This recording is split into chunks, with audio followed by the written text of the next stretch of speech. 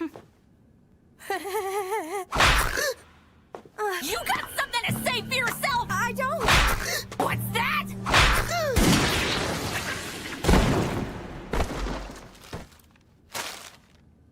This conversation is over. What? Huh?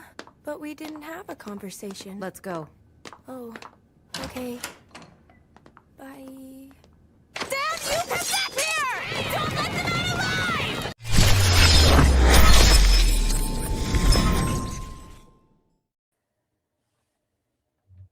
Why am I so small? There we go. Okay.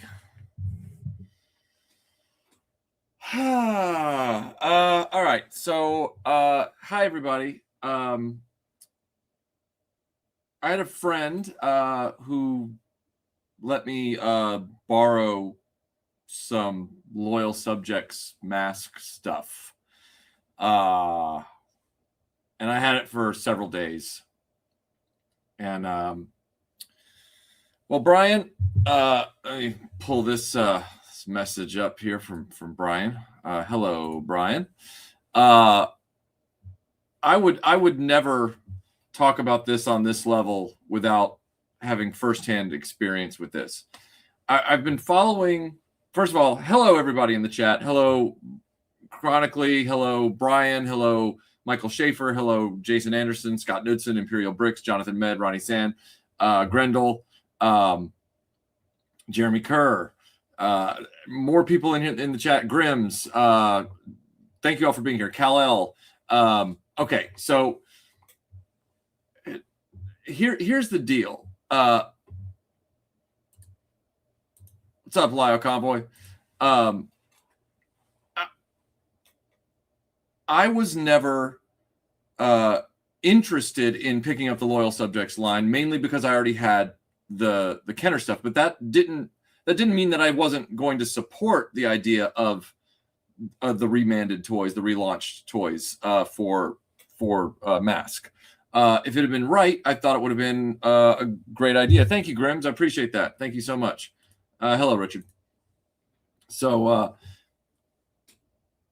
my whole thing with this was simply keeping an eye on Loyal Subjects, just sort of over here and just kind of doing my own thing. Disappointed that they had said they were only going to be doing the Kenner stuff. So there was no shark in the future from Gloria Baker's character. There was no shark that was going to happen.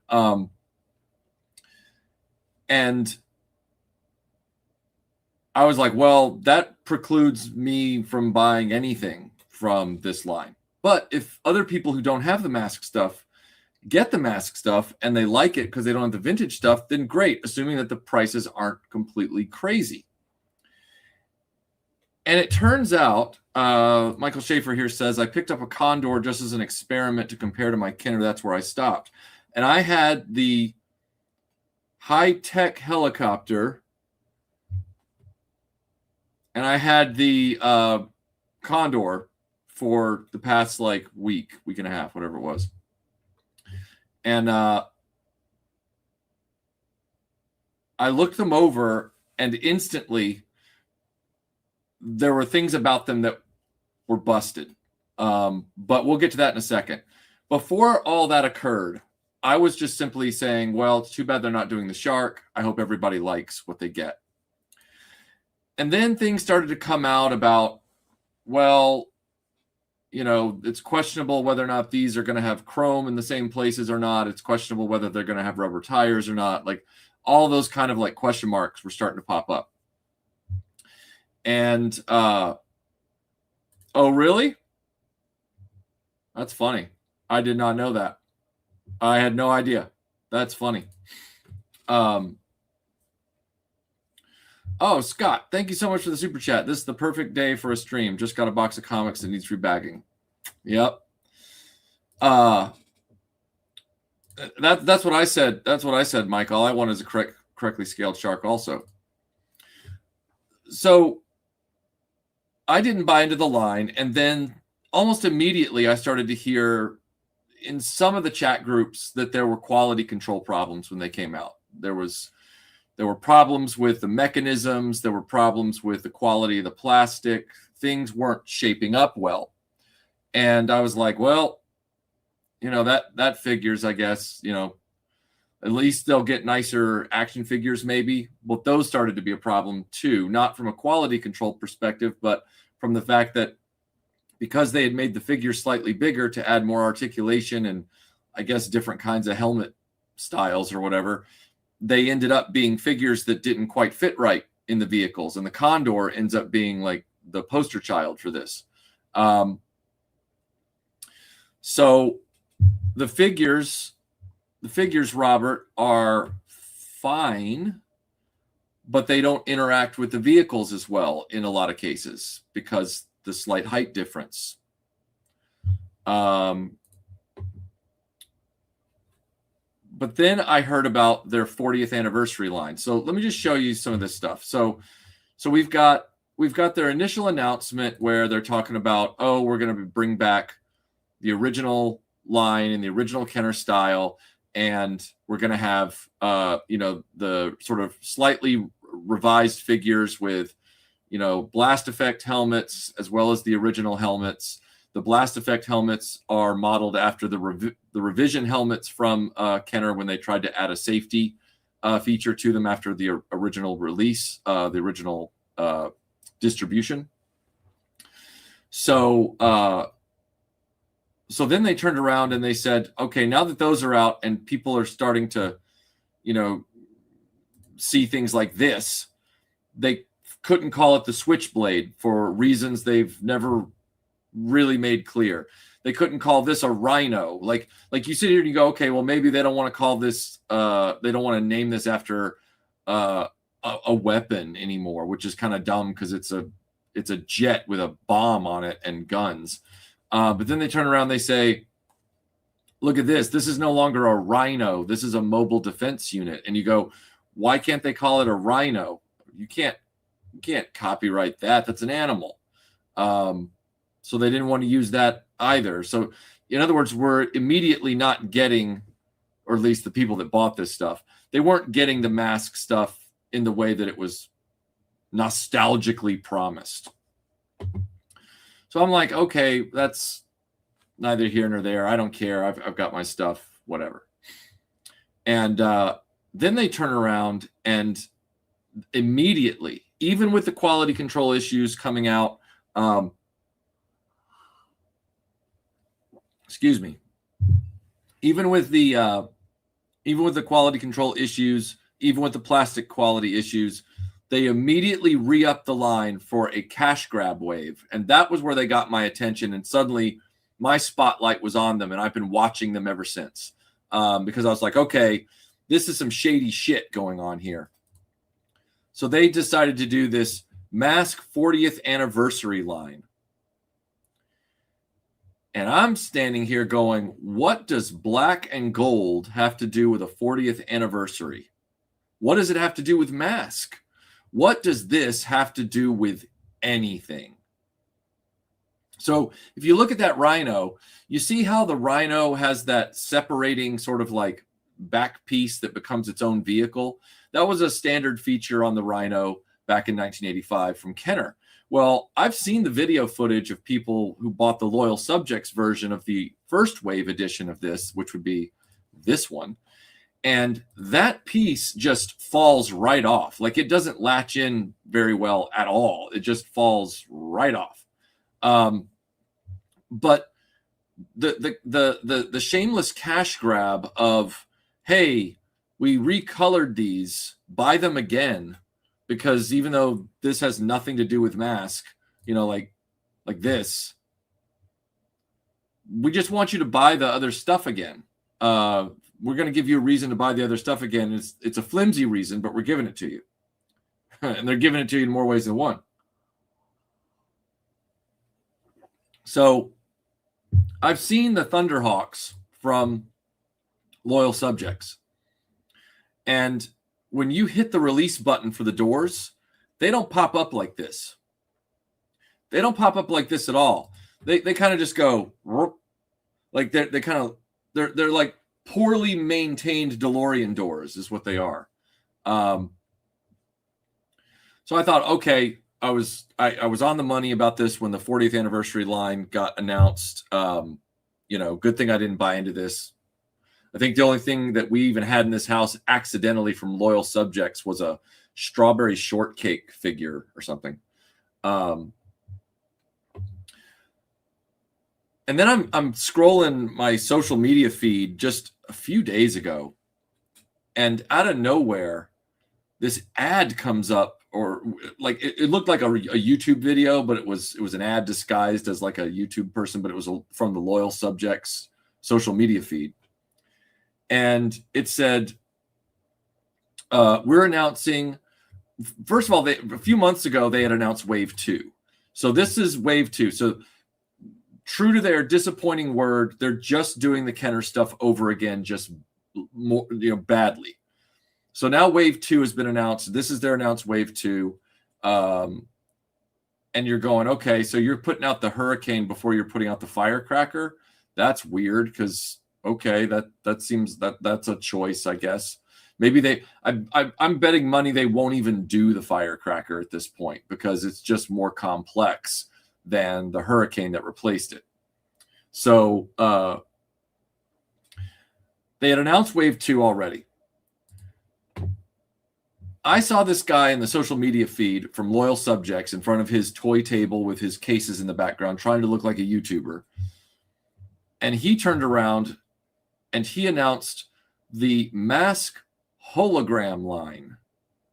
It's the same Wave 1 again. They've announced it ahead of the release of Wave 2. And all it is glow-in-the-dark versions of all the Wave 1 vehicles, or at least 2 of them. It's glow-in-the-dark versions of the Thunderhawk and Condor with that computer grid pattern on them. Because, every time Matt Tracker looked for the right agents for his mission, there would be a very brief wireframe of the vehicle. And they've decided to make those into companion toy offerings to get a third hit out of this Wave 1. Forget any possibility of them acknowledging the issues with Wave 1 and saying, hey, we're going to go back to the factory and fix these issues and then release a revised Wave 1 for anybody that hasn't bought it and hopefully give it like a discount program or something for the people that already bought into Wave 1. No. We're going to pump them out again as a recolor and then pump them out again as another recolor. Because we as a company don't respect or even have any they clearly think toy collectors are easily rooked. They think they're really stupid. And to that end, maybe this is, look, I'm not going at CR81 here at all, but I mean, this may be what they're banking on, is that there's a lot of people like who have this kind of perspective on this stuff. Yeah. And they are strange shades of blue and green. They absolutely are. It's weird. Yeah, birthday M.A.S.K overlay will be the next one. And then it'll be farmer M.A.S.K. And then it'll be like Star Trek M.A.S.K mashup. That's no shade on Michael Schaefer. I love Star Trek. We're referring to the Playmates Ninja Turtles line and how we'll have a Universal Monsters and M.A.S.K vehicles mashup deco. Oh, thank you, Sergeant Slaughter. I've had this since 1990. This is vintage Dick Tracy 1990 collectible. I've had this since I was a kid. Okay. No, it doesn't look cool. It doesn't look cool at all.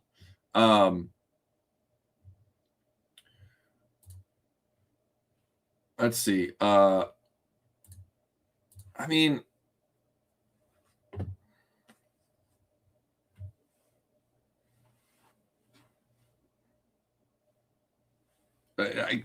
maybe Loyal Subjects has this whole thing dead to rights far more than any of us would like to think. There was a thanks, Mike. I appreciate that. There was a person online today that I saw in another social feed, and yeah, the plastic is way too thin, way too thin. I have never colored masks, but recolored the same vehicles just to make money. Yeah, exactly. And here's the thing. Here's what makes this really crazy. They haven't addressed the quality control issues, to my knowledge. I never heard anybody say that the 40th anniversary recolors mechanisms were any better than the first wave. You know, because now we've had wave one, or will have had wave one 3 times. So let's see. So you're saying my buddy should have hoarded their OG M.A.S.K toys? Yeah, that's generally. But here's the other thing. Skeptic Tank. Here's the other thing. The prices of these toys are high enough that it doesn't justify buying them in the face of buying the corrected, superior vintage in good condition. If you buy the vintage ones in good condition, loose, complete, or maybe with a box if you get lucky or something like that, if you really want a box, because you're not getting the accurate boxes from Loyal Subjects anyway, and all the toys inside don't come in the cardboard inserts. They didn't replicate that. They all come in these like plastic bubble trays. So the packaging is a write-off for Loyal Subjects, and the mechanisms don't work, and even the plastic colors are slightly different, and that your mileage may vary there. But you're paying prices that would already put you like 90% of the way toward a good condition vintage original, which would actually function properly with a figure that's designed to fit in it. So I'm not seeing the value proposition of Loyal Subjects at this point. In fact, the only thing I can say about this is that when they announced they were only going to be doing the Kenner stuff, that was when Ramen Toys instantly came around and said, well, it looks like I'm scaling my shark down to Kenner scale for people. And I said, well, thank God, because that's the only thing I really want or need is a scalable, functional mechanisms shark that they never made. But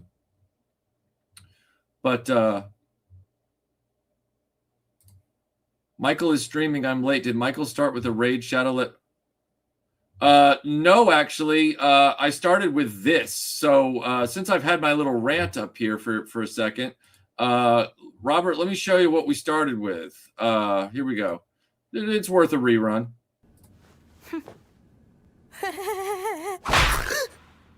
You got something to say for yourself! I don't! What's that?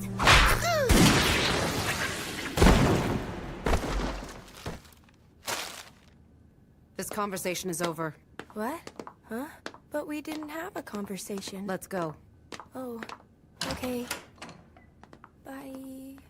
Dad, you come back here! Don't let them out alive!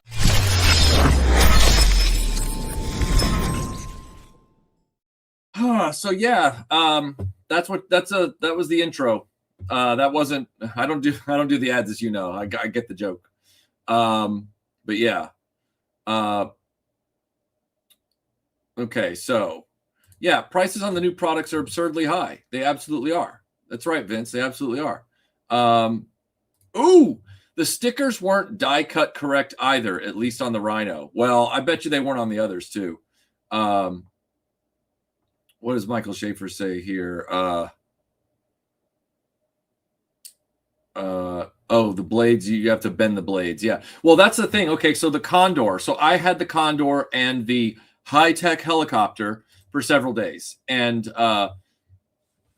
they had engineered the Condor the same way where you know what? I've got the Condor laying right here. So just stand by for a second, and I'll grab the Condor, and we can look at it. Just give me literally 2 seconds, and I'll be right back. So let me just that.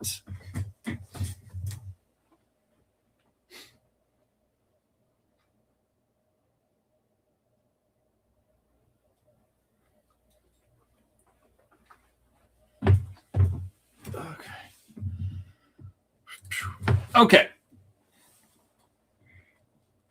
All right. So you've got this is a vintage original Condor from Kenner. Okay. Now, you see, you got what's his face, Dooflitchy, Dude Bro, sitting in here. When the helicopter assembly for the blades comes up, you see how it clears his head? And yet he can still sit in the vehicle through both transformations. He can sit in it when it's motorcycle, and then when it turns into the chopper, he's still in it, right? So it's burp, burp, burp, burp. Like, it was a good design. The new figure is not the same size. He's slightly taller to accommodate that added articulation and stuff that they wanted to put into it.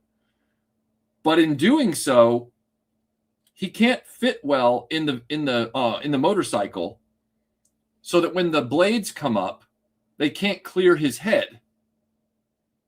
So you're trying to crunch him down beyond the tolerance. Like, you almost want to. They even did a cutout, I think, at one point. They did a cutout in here somewhere, I believe, to try and get his feet to come through. It's real shitty. And it's just one of those smoking gun indications that the Loyal Subjects thing, it really didn't work. It didn't pay off. The compromises that they made, their prioritization of changing the figures was their downfall in a lot of respects. Not because the figures themselves are bad, but because they weren't changing the vehicles. When Ramen did his off-brand mask, even though he bulked the vehicles up, he also wanted to make the figures a little bigger. They weren't like 3 3/4 inch, I don't believe, but they were kind of in the same theory. And so the vehicles got bigger because the mask vehicles are actually under scale a lot of the time. So he made them all bigger. So it didn't affect the fact that he made the figures bigger. But these guys were like, no, we're keeping the molds the same. We're just going to recreate them somehow with digital scans or whatever. And then we're going to put new figures inside. Well, that doesn't work. That doesn't work.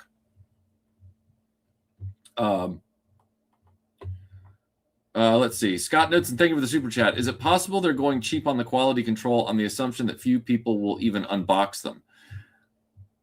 I mean, M.A.S.K's entire thing is all about vehicles with cool transformation gimmicks. I would think people that are buying them, especially after they find out that half the vehicles aren't even going to have their original names on the box, high-tech helicopter and mobile defense unit or whatever, I would think that there'd be far less incentive to not open the box. But when you do, the mechanisms don't work well at all. Sometimes the figures compromise the mechanisms, and sometimes the mechanisms themselves are compromised. Yeah. And that Silverhawks debacle ain't over yet. I mean, people are like, oh, the vac metal, but it all flakes off. Michael, you nailed it when you said a while back, our generation just drags these IPs into their adulthood, just like I heard Tony talk about the He-Man movie and won't watch. Yeah. Yeah.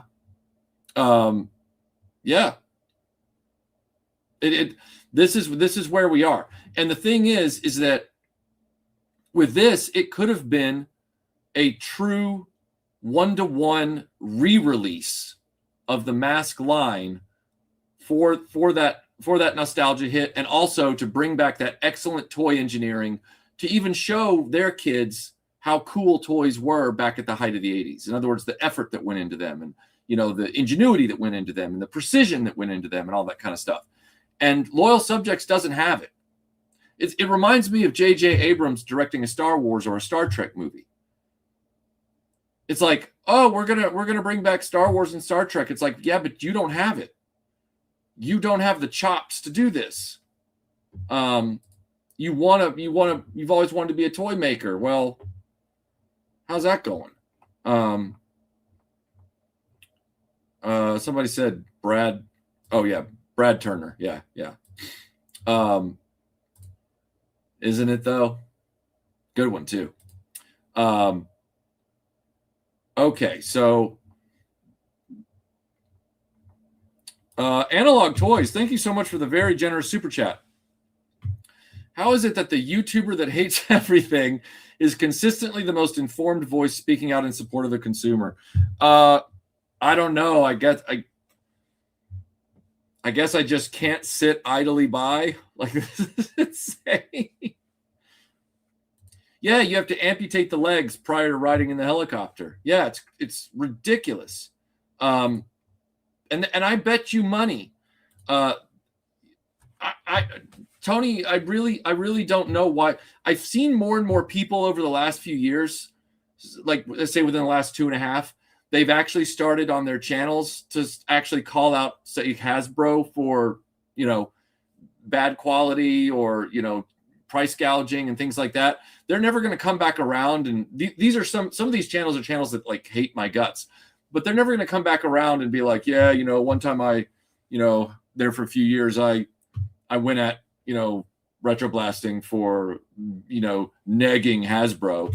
It's like, but now it's okay. Now I was 6 or 7. Let's see, what was 2018 plus 8? I was 8 years. If we mark it as, if we mark that moment, we'll say the HasLab launch was the moment. It goes back before that, but we'll say HasLab was the real moment. Then I was 8 years ahead of the hype channels on this crap. Hilarious. But yeah, amputate the legs prior to riding in the helicopter. Totally, 100%. This is where we are. The M.A.S.K toy line was based on vehicles. Wouldn't that be the priority? You would think. I took some video footage. You're gonna love this. Okay. Robert's Infinite Realms. Good to see you, man. The second I saw prices, I knew these guys didn't have a clue. Plus, I've seen other Loyal Subjects products, and they aren't often good. Yeah. Again, Hasbro is culpable in this because they just want to collect royalty checks. And Loyal Subjects, they are willing to write those checks in order to push out other nostalgia grab products that Hasbro isn't, because Hasbro's leaving money on the table. Because Hasbro doesn't want to be a toy company anymore. They say they want to be a gaming company, but they're also firing all their gaming staff. So they really just want to be a big corporate IP holder that collects checks from people that license their stuff, when those people would be better off trying to go find something original to make where they don't have to write a licensing or royalty check. But, that's not the world we live in right now. Compromise the mechanism sounds like a meme. Yup. Christian, which ones of us need to hang in podcasts? You mean Tony and Michael and I, Michael Schaefer? We just did a stream for Tony's, for Analog Toys 10th anniversary. You should go check that out. It was a lot of fun. M.A.S.K is not my cup of tea, but Michael's perspective is always interesting. Okay. I'm going to detour here for a minute, and then we're going to go back to this. I've already talked about this in other live streams, but I've got to ask. And Robert, you're not alone in this. It seems like everybody freaking does this all the time. First of all, why are we not all operating under the default mode that nobody agrees with another person 100% in life? Nobody ever does. And yet, for some reason, internet protocol has now conditioned so many people in this internet world of social media and commenting and all that stuff to always lead with, or in this case, end with, bracket with, bookend with, I don't always agree with you 100% of the time. And it's like, well, no shit. That doesn't have to be said. What is it? Is it something where everybody feels they have to cover their ass because they're taking a moment to agree with a perspective that other people that they know don't agree with that guy on a lot of things, so they don't want to act like they're aligned with that person? Because we really shouldn't be assuming that we're aligned with each other on 100% of things at all. Like, we'll come up with a hypothetical, and we'll get back to the subject here because I got a big video clip to show you, but let's just do this hypothetical exercise real quick.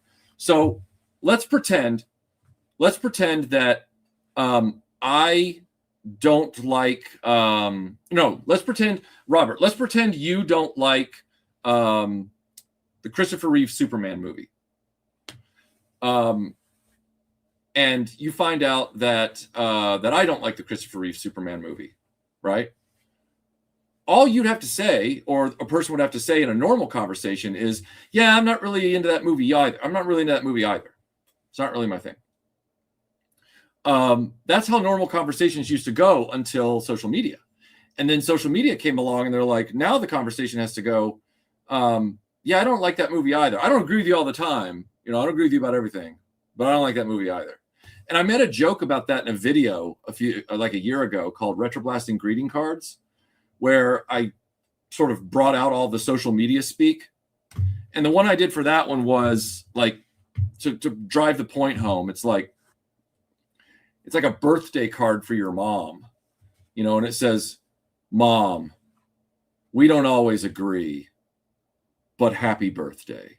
Like, see, it sounds weird, doesn't it? Like, I don't understand why we're doing that all the time. So anyway, okay. Thank you, Analog Toys. I appreciate that a lot for the Kylie fund. And there's Jason. Too kind.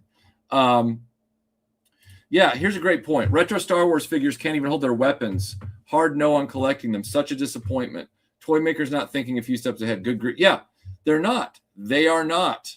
I won't, sir. I appreciate that. I won't. 8 years ahead of the curve. George. Yeah, the blast effects don't justify the markups on them at all. You can absolutely purchase all the Series 1 and 2 vehicles in good working shape. Yeah, exactly, Vince. Exactly. I don't want second-rate Redux Kenner toys. I want a Kenner coffee table book with designs, artwork, blueprint. Yeah, that would be far more valuable. Absolutely. I didn't even remember they did TMNT figs, but that's funny that people hated them, because I'm sure if I remember what they were, I would have not liked them either. I'm part of the problem. I don't care about price or quality control issues. I want them, so I will buy. Yeah, Zim, you are part of the problem. There was a great comment. There was a great comment from somebody on a different social media feed today, and so I'm giving this random person credit for this. They called people who are fanboys without discernment or any kind of self-respect, they called them window lickers. Some people are happy to be window lickers and have the intelligence to match. Being a contrarian gets views. That's not true, D-Spirit. That's not true at all. You don't know what the hell you're talking about. Let's see. Yeah, look at this. This is hilarious. It's all about the views. Yeah, you know, my live streams are really rocking. You can really tell that it's all about, you know, pulling in people for the hate. I've got, you know, 288 people here. That's not what the YouTube standard would be for like a heavily trafficked live stream. But you keep being a douchebag.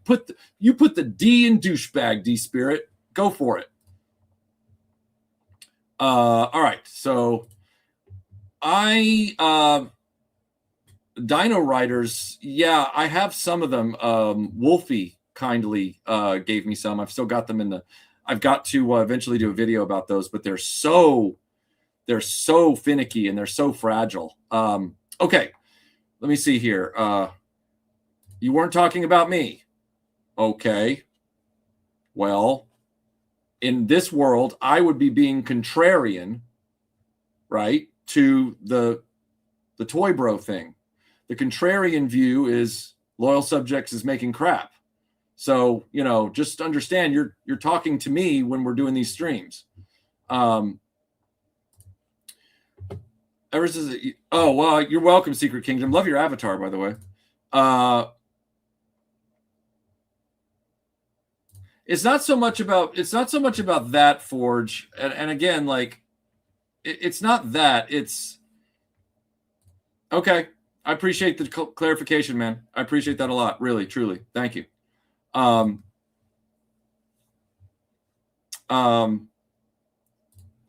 Polloy can go fuck himself. That guy's a snake in the grass. Okay? He's not the nice guy you think he is. All right? I was friends with that guy for a long time, and I really tried to help him out, but he's not who he purports to be. You know, a good friend of mine told me a few months back, he said, you know, there's a difference between being nice and being kind. Kind is what you want to be known as. Nice is just a guy who's going to stab you in the back after smiling and shaking your hand and saying the right words.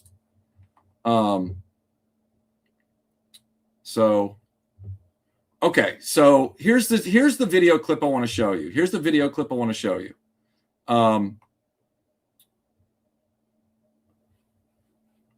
Just checking all this before. All right. I had the Switchblade, the high-tech helicopter. Dang right, Jason. Dang right. I had the helicopter. Thank you. Thank you, Clint. Oh, thanks, man. There will be a follow-up to that video, by the way. I'm doing a follow-up called The Batshit History of the Kenner Animated Batmobile. So get ready for that one. So I had the Switchblade here in the studio. And I'm going to show you footage of the vintage one going from jet mode to helicopter mode. And then it's going to switch over and it's going to show you our attempts to get the Loyal Subjects one from jet mode to helicopter mode. Okay? Action Joe Figs, thanks for being here. I appreciate it. And it's good to meet you at DFW as well. Great to meet you too. I was really looking forward to the release of the new M.A.S.K line. Unfortunately, after seeing multiple reviews confirming lack of quality, can't justify supporting it. There you go. That's because you're only looking at it from a very myopic perspective, Roland Gollum. You have no idea what's gone on behind the scenes. And so you distill it down to this reductive assessment. And it's not true. Yeah. Have I gotten into conflicts with people? Yes, I have. Is it for the reasons you've just spelled out in the simplistic way you've spelled them out? No, it's not. So either go find another stream or sit down. All right, here we go. They have other things that they're doing. I can't force other people to be on streams, Eeks. I get that we all have nostalgia eras for YouTube channels now and stuff, but you know what? You should just be grateful, and I don't mean it like the toy companies say. The fact that the Christmas stream still goes on every year, and I pick up the microphone and I do the Christmas stream because I believe in it. I can only do that. I can't make other people come on the stream who feel like they don't want to do that anymore because Christmas Day with their families or with their free time or their day off or whatever. So I'm not saying you should just be grateful. What I simply mean is you should think about the fact that, like, I'm still an ardent believer in the Christmas stream, and I still get down here and I do it every Christmas Day. So, okay. Let me show you this clip. This is me. This is my attempts. Let's Toy was here as well. Let's Toy and I were in the studio working with first the vintage one to vintage Switchblade from jet to helicopter, and then the Loyal Subjects one from jet to helicopter. All right. So I'm going to pull this up and get this playing. And I'm going to mute my mics.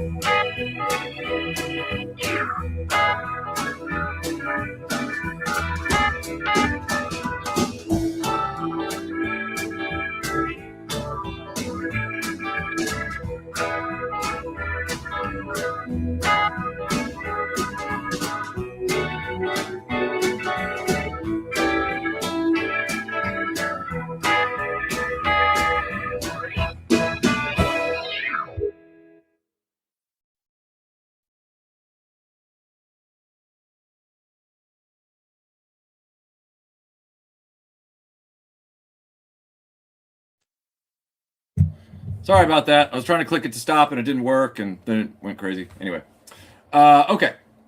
So as you can see, the 41-year-old toy that was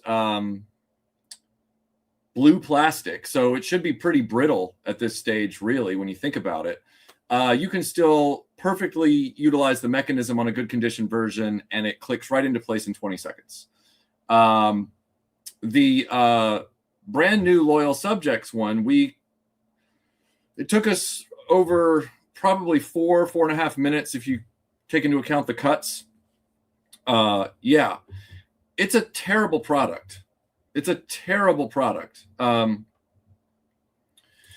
exactly, Robert. At a certain point, you just have a winged helicopter. You just have a winged helicopter. That's it. And there's not much you can really do beyond that. I mean, I had a friend who bought these, and he was like, well, they don't work well at all, but I guess I'm just gonna, use them for display anyway, so it's fine. And I'm like, if you were just gonna use them for display, why pay the extra freight to have the mechanisms in them at all? They should have just picked out, like one configuration and sold them to you as like a Hot Wheel or something, or like an oversized plastic tribute model, like a Back to the Future DeLorean toy or something like that. It's yeah, the minute you hit the button to make the blades spin on it, the wings pop out. Well, it's not even that. We couldn't even get the wings to stay in at any point. They just they just kept coming out. Like you put one in and the other one pop back out and slap you in the face, and then you put that one back in, the other one come out, slap you in the face. So it's yeah.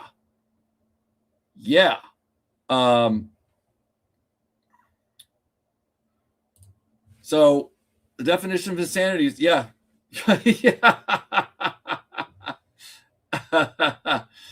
Jabba, I've explained this on other live streams. I'm not going to go into it here again. Okay. I'm just gonna simply say that he threw his lot in with some not great people. He threw Tony and I under the bus, and then after that, he started buying bot subscribers and calling it a victory. Not a great guy. Not a great guy. He also stole he tried to steal the Broken Vader character shamelessly. So he can go fuck himself. And the fact that most Toy Polloi subscribers don't even remember or notice that, even though he's utilized it many times and nobody called him out for it, and they also watch this channel, it just proves my point that fanboys suck at details. A lot of you guys suck at details, like you just do. Okay. Yeah, they really were. They were born to just knock other figures down. It's insane. My video on that is coming, so buckle up. Yeah, they can't hack the transformation mechanisms on these. It's terrible. So, but in any case, Cedar Stuff says it's worse when it's the company saying that to the customers. They should at least pretend they value us. Yeah, well, that's been an endemic issue. Well, George, if they over-engineered it, then you're giving them credit for Kenner's designs, which worked. I just showed you that the Kenner designs, even 41 years later, still work perfectly. Loyal Subjects, it's not that they over-engineered it. They copied Kenner poorly. They didn't get the parts right in their dimensions and their tolerances and their materials to make these vehicles work the right way. It has nothing to do with being over-engineered. It's the Kenner engineering.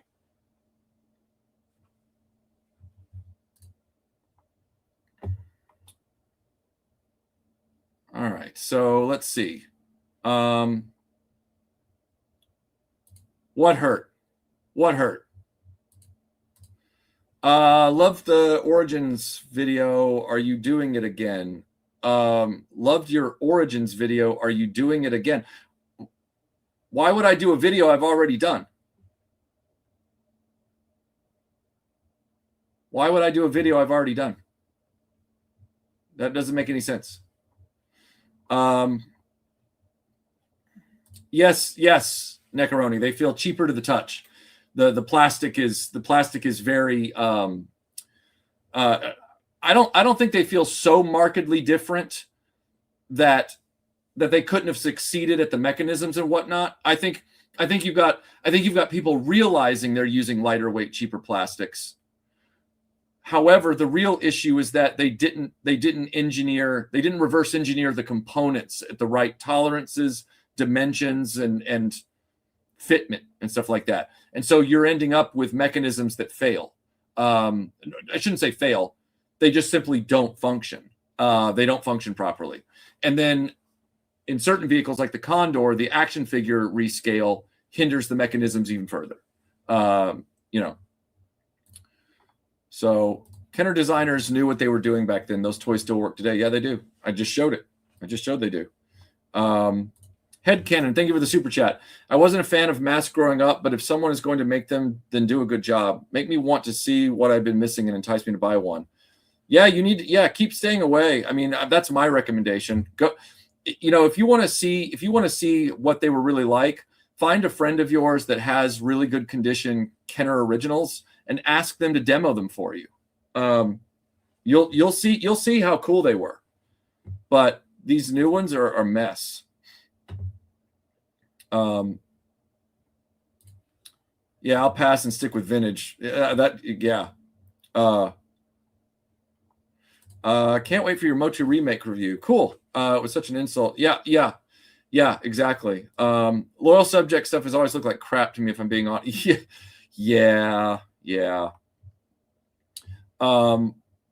I wonder if Loyal Subject designers thought they got it right earnestly, or just agonized for months getting it wrong and said, screw it, push it out, let's let God sort it out. Well, yeah, but clearly they didn't bother to as far as I'm aware, they didn't bother to fix anything with their 40th anniversary, and now this upcoming holograms line is probably going to have all the same problems as the others.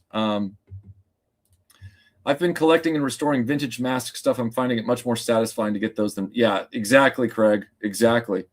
If these were G1 Transformers, their theme song would have been Break at the Touch. They have no, yeah, yeah. Oh, are the stickers garbage too? Good to know. Good to know. I wasn't aware. 80s Kenner had to have a good product because 1980s kids were brutal and would drop a line in the heart. Yeah, they would. And they grew up into fans who were less discerning. Cedar stuff. That's a profound observation. Like when you couch it that way. Although I wonder how many of our brethren back in the day were paste eaters. Because I've been told over the years many times by angry adults in the comments that there's no way that I could have thought about things like Luke Skywalker's yellow lightsaber when I was a kid, even though I did. They'd say, nobody thought, they always couch it as a generalization. Nobody thought about this stuff when we were kids. It's like, I actually did think about the fact that all the Return of the Jedi figures had sticks, and it was annoying. They all had sticks, and it annoyed the crap out of me. But these other guys are like, no, nobody thought that way. And it's like, were you the kid in class that ate his own boogers? Because if you were, then that's why you probably think everybody else was a dunderhead like, you know, Joe Rando 42. So, yeah, if they're going to bring back a classic line, they need to do it right. Actually, any toy line needs to, yeah. No, your messages are going through. Why? Is there something you said that was profound that you feel like I should have read? You know. So here's one I guess I didn't see. I don't know. I don't know if the original blueprints exist. From what I understand, Hasbro is pretty bad about archiving a lot of things. And with that being a Kenner product that they then acquired Kenner, it's also very likely, given the way they bungled the Star Wars license right after they bought Kenner, I would imagine they probably bungled records keeping and tooling on M.A.S.K as well. So I'm sure these M.A.S.K vehicles were probably scanned back in component by component.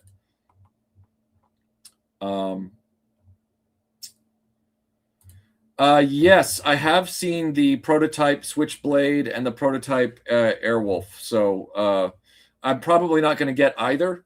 But, you know, for those that do, at least we know he delivers. That's what's important. Let's see. Kenner had pros that loved what they were designing. These guys don't give up. Yeah, they just wanted to cash in on the name. Yeah, 100%. 100%. Seems like they just skipped the testing and the first factory samples and the fine tune. Yeah, I feel like they probably did test them a few times, but their standards were still really low, and so they bungled it. Favorite toy line of all time. Favorite toy line of all time. I don't have a quick answer for that. If anybody in the chat has a quick answer for their favorite toy line of all time, shout it out in the comments. My favorite toy line of all time. I mean, vintage Star Wars was up there, but my favorite toy line of all time. I don't know if it actually is. My favorite toy line of all time might be Kenner Indiana Jones, even though I didn't have it as a kid, but I wanted it and I missed it and never got it. Yeah, hard to say. It's really hard to say. Glad you're here, man. I did a live stream back in June. I do a live stream at least once a month, if not twice. So maybe your algorithm's not picking it up. So yeah, I did too. Yeah, exactly.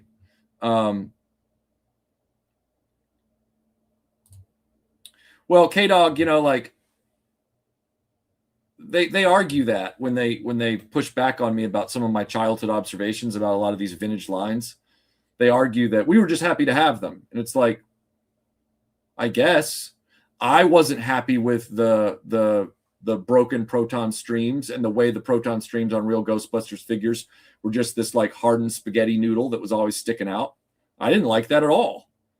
But these other kids were like, I was just happy to have them. And it's like, you know, I'm glad you were able to master lowered expectations, you know? Oh, okay, Eeks. This is okay. Thank you for reminding me about this. So, Hasbro just announced this whole bevy of other sort of like stupid crossover crap. You know, they announced the Tomb Raider G.I. Joe figure, which sold out in 10 minutes, which is like, that'll probably get re-inventoried, you know, in the next few months. And they'll put out another Hasbro Pulse, you know, round of purchases. And then they announced this Transformers Gem and the Holograms crossover.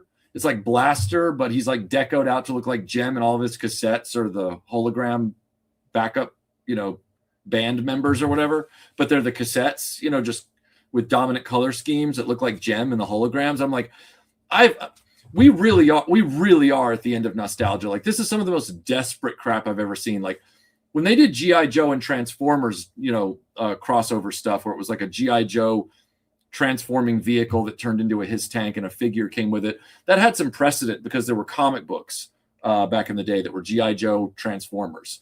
But Gem and the Holograms tribute, I don't know.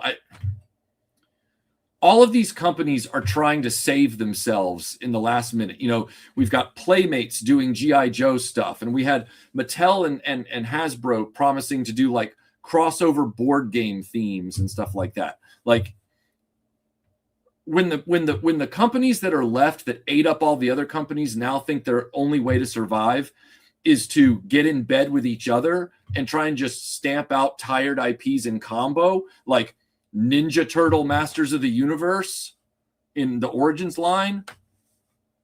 I really feel like that all of that it's just inspiration for me to turn my back and walk off, which is what I did with a lot of the modern stuff. I cannot get there. And the fact that these other brands like Tomb Raider or there's a few others, they're cheapening themselves by being a willing sidecar of a Hasbro brand. See, like, the Tomb Raider G.I. Joe figure is not going to do much for Tomb Raider, but it's going to do something for the dwindling sales of G.I. Joe. Right? Because G.I. Joe is a mismanaged brand under Hasbro, just as Tomb Raider is a mismanaged brand under Crystal Dynamics. But Crystal Dynamics has the smaller toy footprint because they don't know how to make toys. So they've turned around and thought, oh, this will be great. But they've also attempted that with World of Tanks, Lara Croft crossover, Call of Duty, Lara Croft crossover, what was the other one? Hero Wars mobile game, Lara Croft crossover. There, I'm leaving some out. Oh, Fortnite, Lara Croft crossover. And I ask you, with all of those crossovers, okay, for all of you individually, with all of those crossovers that I just listed out, and there are more that I'm not remembering at the moment, but for all of those, how much more prominent did that make Tomb Raider and Lara Croft's brand recognition for a lot of you guys who probably aren't Tomb Raider fans? Did that magnify and make your awareness of Lara Croft more evident or not? My bet is that it didn't. And she just got devalued in a brand, in her own brand, as like DLC. She's just DLC content for other people's brands. And that's what the Hasbro G.I. Joe Lara Croft is. It is the toy action figure equivalent of microtransaction downloadable content for the G.I. Joe classified line. Nobody ever cared when there was like a one-off comic crossover back when we were kids. It was a novelty. We knew it was a novelty, and then we moved on back to the mainline story. And so they're doing this whole thing where they're like, oh, we're going to put Lara in her own G.I. Joe comic book. Great. No one's going to remember that. No one's going to care. It's unbelievable. It's unbelievable. They just want to collect these checks. Crystal Dynamics wanted the royalty check from Hasbro because Hasbro wanted Tomb Raider to be a thing that they could put in as a sidecar for G.I. Joe to have like a victory lap because they knew it would sell out because Tomb Raider fans are hungry for a action figure. The G.I. Joe Classified people don't care about Lara Croft, nor should they. There's no reason that they should. I'm not saying that they have to. They're not bad people for not caring about Tomb Raider, but why would they? Why would they? Stupid. Probably not. I ended up kind of after that I did that video, I ended up getting rid of all of my Masters of the Universe Origins. I sold them all except for Fisto, Jitsu, Stridor, and Night Stalker. That's the only stuff I have the stuff. I have the figures that were donated by Eric. Eric donated some figures because he wanted to see that video done, and I don't sell off donations. So I have the Extendar and the Cyclone, and there's another one in there. I'm not remembering, but I have those. I just don't have the rest of them that I bought myself. Of the ones I bought myself, I only kept Fisto, Jitsu, Stridor, and Night Stalker. Thank you for the super chat. He says, again, you've talked me out of my own consumer stupidity. Bought the first wave with high hopes, even with flaws, ordered second wave, but just canceled. You've woken me up from the black sleep of Kali. Look, man, here's the thing. They're not going to sell out. The first wave is still largely available. So wait. And if you find out from reviews of other people who hit the feeder bar to get a food pellet for every one of these lines, they just can't stand it. They will tell you if they're not hype channels, if they're authentic toy collector YouTube channels, even some of the ones that hate me, if they come back and they were the ones that called out the quality control problems of the first line, if they get the second line, watch their videos, and if they say the mechanisms have been fixed and the quality control is better, then you can always just pick it up. You haven't lost out on anything. That's the point. But there's no reason to reward these guys ahead of a second hit when they've already proven they couldn't stick the landing on the first hit. In other words, reward them with the money after they've earned the reward, not before. What's up, Matt Movies? Good to see you, man. They still know that random people still buy them for nostalgia. Yeah. The SDCC Lego display put the Enterprise D's warp nacelles on backwards. That sounds about right. They also announced that somewhat lackluster $200 original series bridge because Lego is now getting rapidly into prioritizing selling minifigures over brick constructs, which I'm also not a fan of. At least, though, if you want to pay the exorbitant prices of Lego sets, you can, in theory, build the rest of whatever you need by doubling up on sets or whatever. Like, if the Star Trek Bridge Lego playset that they announced had been, $55, $60 instead of the $200 asking price, then much like the Well of Souls that sold for like $40, you could have easily doubled down on that set to build out the rest of the bridge. But unfortunately, we're not living in that world with that set. So you'd be spending $400 just to get two sets. So what'll have to happen is whatever the rest of that, because that free floating view screen I think is really janky.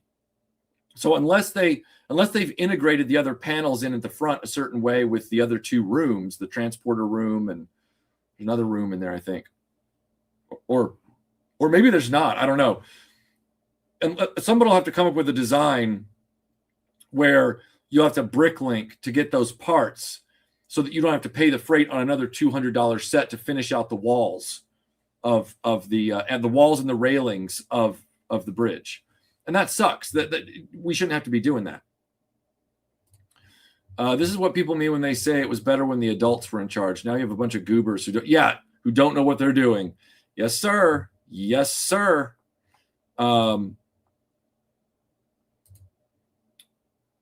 I see what you did there. I really hope to God that's a joke. I'm guessing they were not concerned about the components, assuming the adult customers will only display it. But again, I say, Dominic, if they didn't care about it because they think the customer was only going to display it. Why do the mechanisms at all? Why go to the trouble of making a simulation of a functioning product rather than an actual functioning product? I'm not trying to dog on you here, but your logic makes no sense. Your logic is sounding extra fanboy right now. Like it's fanboy headspace. It's like, well, that most people aren't going to open them. They're just going to display them, or they're only going to. It's like that's an assumption on your part. If that was the case, they wouldn't have re-engineered the mechanisms. They wouldn't have gone to the trouble. They just would have said, here's some display vehicles with some plug-on options. You know, like we're not going to have mechanisms. We're going to have like parts formers. You know, here we'll pop this off and pop this on, and suddenly it's the switchblade. Or we'll pop this off and pop this on, and the gator is now a boat. That's how they would do that if it was meant just for display. No, this was Loyal Subjects, just like with Strawberry Shortcake, trying to be the surrogate Kenner of 2026.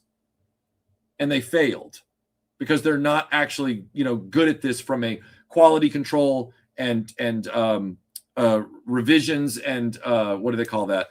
A management perspective on the products that are coming out of the factories.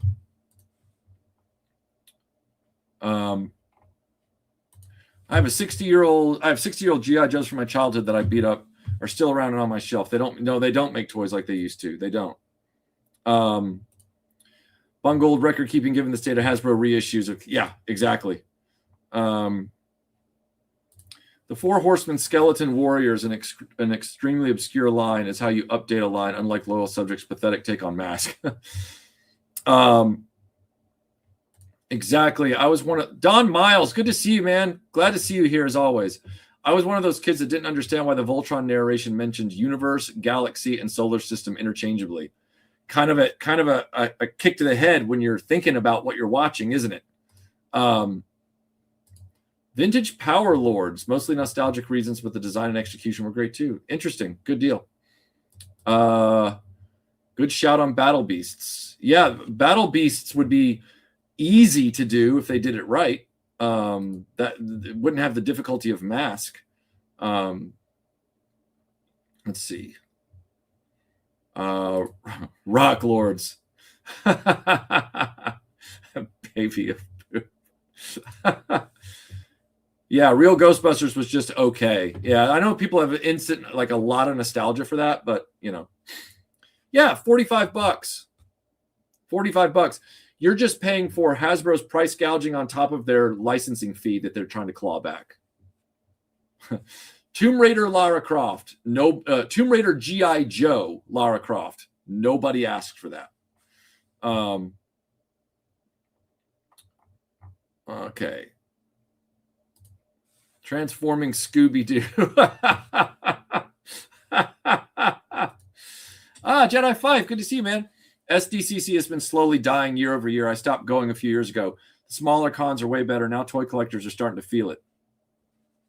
Boy, those are truer words never been spoken.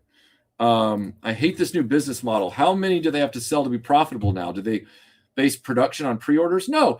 If they based production on pre-orders, Hasbro would never sell out of pre-orders. Hasbro sold out, I say that with a lot of sarcasm, of the Lara Croft G.I. Joe figure in 10 minutes. I didn't go buy it. I found out about it later, like the same day. A lot of people who were Tomb Raider fans were disappointed because this is their only hit to get an articulated Tomb Raider figure because Crystal Dynamics has mismanaged the Tomb Raider merchandising for decades.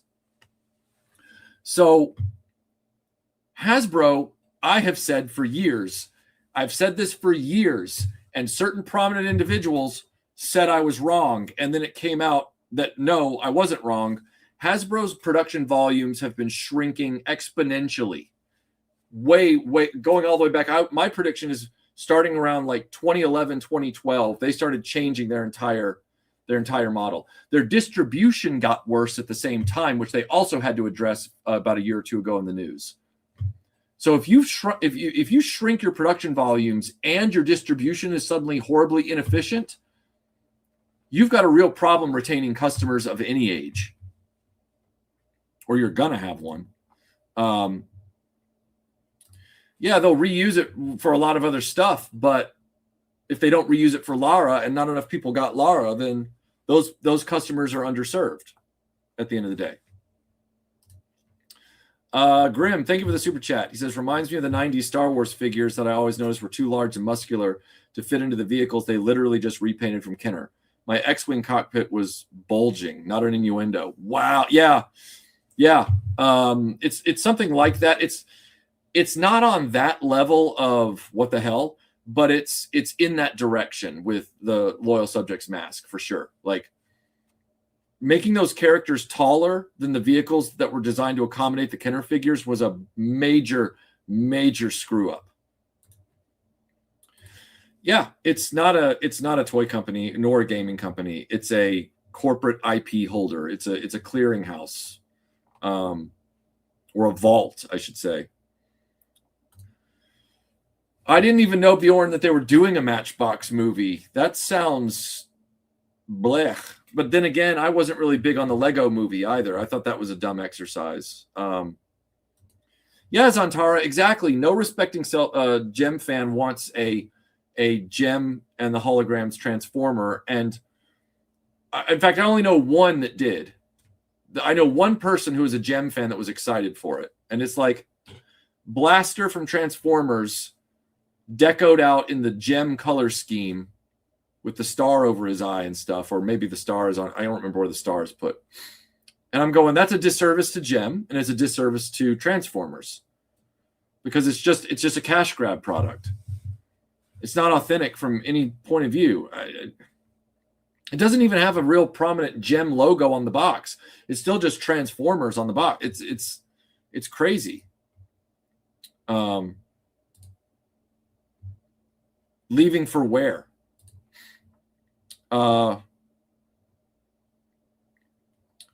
Let's see.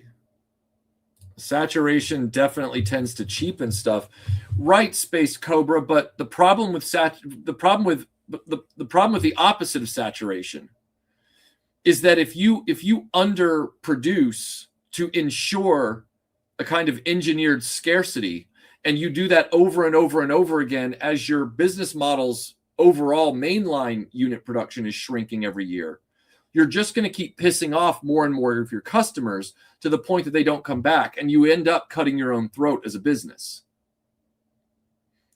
I don't know of many peg warmer overproduced clearance toys that didn't end up as highly desirable collectibles later. I mean, you can't spit and not hit a toy line that's now worth a fortune these days for inexplicable reasons that nobody wanted back in the day. Have you seen the prices on Food Fighters? It's like the stupidest toy ever. Like, it really is the dumbest toy ever. Oh, look, it's a chocolate chip cookie with eyes and an M16. I remember at the time, nobody wanted that crap. And now it's worth a fortune, even though it ended up in clearance bins with red tags all over it. So the whole overproduction thing, like, Hasbro's not simply trying to avoid saturation. They've gone way beyond that. They're trying to market scarcity. They have decided that hype is more valuable than selling products to people that can't get them. And that's crazy to me. I mean, you think about it. You think about the number of modern toys that are online right now that are now going for stupid prices. There's not a lot of them that are through the stratosphere, but there's enough that have been out of print just for a few years where you go, why aren't they putting that out there to get a piece of that? Because people are fighting over that stuff online at high prices. Hasbro could make some money, but they don't do that. Lara Croft and G.I. Joe is like TMNT in Injustice 2. Yeah, nothing to do with each other. It only appeals to a wider audience who just wants to play with the Ninja Turtles in that game or play Lara Croft in Fortnite. Otherwise, a lot of those people I don't think are going to end up continuing to play those games. Yeah, it's Lara versus Cobra is what it is.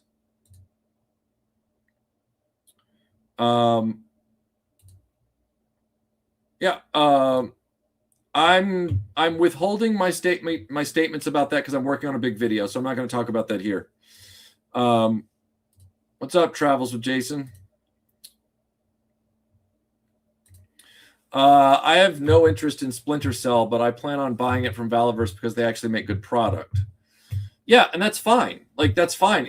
I'm not saying that a G.I. Joe Classified person who also thinks the Tomb Raider figure is cool shouldn't buy it, or if they're a completist, they shouldn't buy it. But if that's the case, then Hasbro really needs to make an extra effort to meet demand because they're now cross-pollinating with two different audiences. There are desperate Tomb Raider fans that want this thing, many of whom can't even get it outside the United States. And then there's the G.I. Joe Classified completists that want it to make sure they have all the toys that were produced under that banner.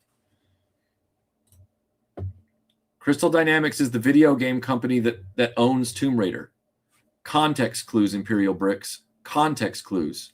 I know you're just Star Wars Lego all the time. But yes, they are the video game company. So let's see. Largo's Lair, good to see you, sir.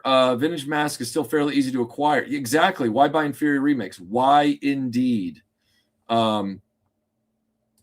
Yeah, it's overpriced. It's totally overpriced. There's no reason. It's like they're selling the minifigures at this point is what they're doing. And yeah, that's true overall as well. Let's see. Agreed on the bridge. To get the full circle of the bridge, you did like for the Well of Souls. Yeah. At this point, Mike, what I would be doing is I'm just going to go, now that they're doing Star Trek sets, that means more people will have incentive on Rebrickable to make custom mocks of different Star Trek sets that Lego hasn't made. I'm going to avoid buying that bridge, and I'm going to wait for somebody to come out with like a Wrath of Khan bridge. And then there'll be somebody on Etsy that starts making Wrath of Khan crew Star Trek figures because now the heads and hairstyles have been made for this set. I'll just do that. I will custom build with Lego what I want versus compromise on something that's only sort of kind of what I wanted.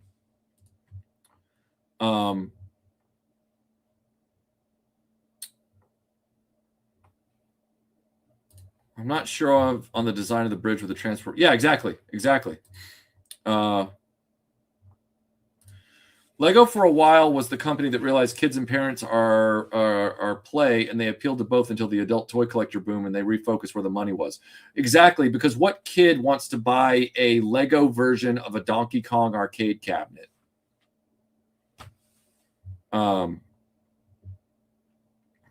Oh, Scott Knudsen, thank you for the super chat. He says, what offends me most about all this is that hobbyists with 3D printers are making these toys well in their garages. There's no excuse for a major company to drop the ball so badly. Yeah, there really isn't. There really isn't. And if they're wanting to do it the way Kenner did it back in the day, then they need to take an extra step with their quality control and their product design process. They need to get that versioning done right with the factory and really put these things through rigorous testing. Because when they don't work right out of the box, and here's the thing, when I was allowed to borrow that item, and remember, I had it for free, quote unquote, too, but I didn't keep it. It was I was borrowing it. It was sealed. Let's Toy allowed me to open that Switchblade new. That wasn't something where he had possibly like worn it out. It was new in the box. That's how bad that mechanism was trying to work fresh out of the box. Jesse, thank you for the super chat. He says, Michael, do you have any thoughts about what Factory Entertainment was showing at SDCC? Their 80s line is expanding from Battlestar, and that Airwolf and Enterprise Bridge were amazing. Yeah, look, for the fans of all that stuff, the Enterprise Bridge did look amazing. I don't know what their figures are going to look like. I don't know what the price of all that's going to be. It's another original series bridge. I love the original series. Own it on Blu-ray. Watched it well before Next Generation was ever a thing. Yes, I'm that old. But I want the refit Wrath of Khan bridge. And that's what I'm waiting for, is for somebody to do that with figures for the first time. That's what I want. So I don't need to go buy everything with a Star Trek label on it, even classic stuff at this point. The reason I bought the Playmobil one and did the video on it back in the day was because it was the very first Star Trek Enterprise that came with a whole crew of figures that fit in the ship. That was like a toy, a Star Trek toy first. And when I say figures, I don't mean those little micro guys from the whatever that Star Trek Next Generation thing was. That's more micro machines, and that doesn't agree with me. But yeah, now I'm holding out. I hold out now for the original series movies, the classic movies stuff. Okay. I got to meet Christopher Lambert. Oh, in Knoxville. That's awesome. That's great. Glad you got to meet him. That's really cool. Okay. The factory entertainment one is amazing. Nacelle is for 6-inch, which isn't for me, but the FE one looks epic. Probably will be over 2K, but really well done. Nice. I hate the current state of toy producing, distribution, nostalgia overload, super high prices, and crappy gummy quality. Yeah. I know there are some storms going through parts of the country and the world right now. That might be part of it. It might also be a data center in your area that's like sucking up power. Who knows? I heard a lot of those limited production Hasbro figures are bought up by scalpers. Yeah, they are. They absolutely are. How soon until we see Jungle Gym? Yeah, exactly, Largo. Exactly. We could probably hold our breath and not pass out. It'll be that short an interval of time. And they'll make the Misfits. They'll add the Misfits to the Dreadnoks. Everybody, I want you to hear this right now. Remember this moment. Jim Largo predicts that Jim may also get a G.I. Joe crossover figure, and I think that's a likely thing. And the Misfits will get thrown into the Dreadnoks. Now let's see if it happens.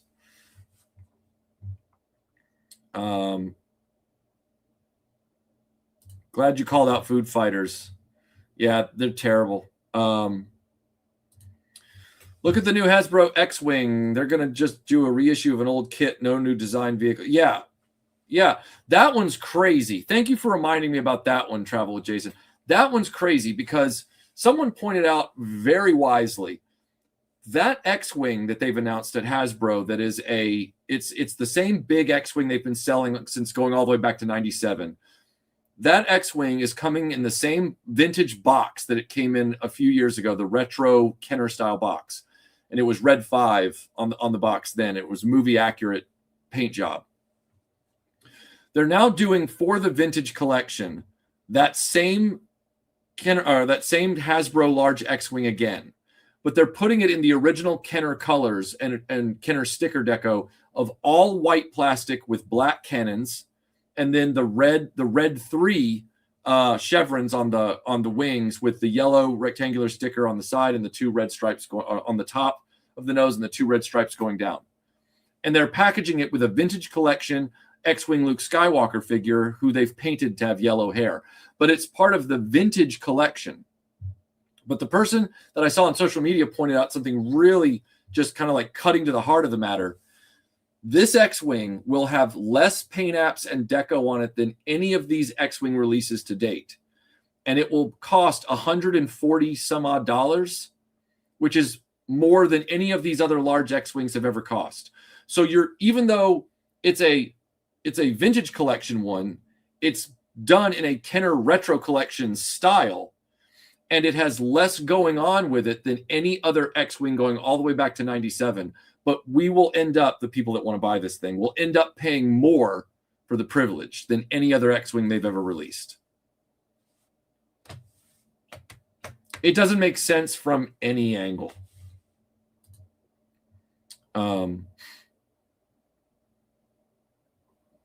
Yeah, right.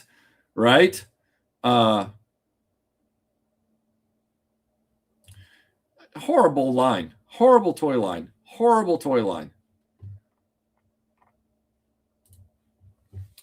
Play it. Thank you for the super chat, Jeremy. He says, "Play it safe." Now there's a business motto. Yes. I'm doing a big video. If you're talking about the way that I premiered the Indiana Jones 5 one, George, and in other words, premiered that live, then yes, there's one coming up in a few weeks, I hope.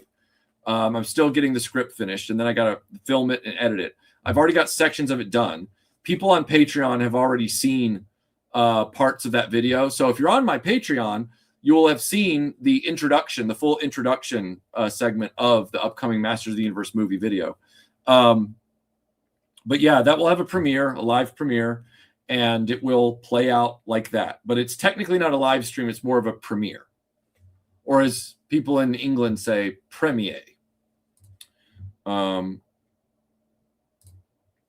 Michael, have you had the chance to play the new Marvel Comic Invasion game?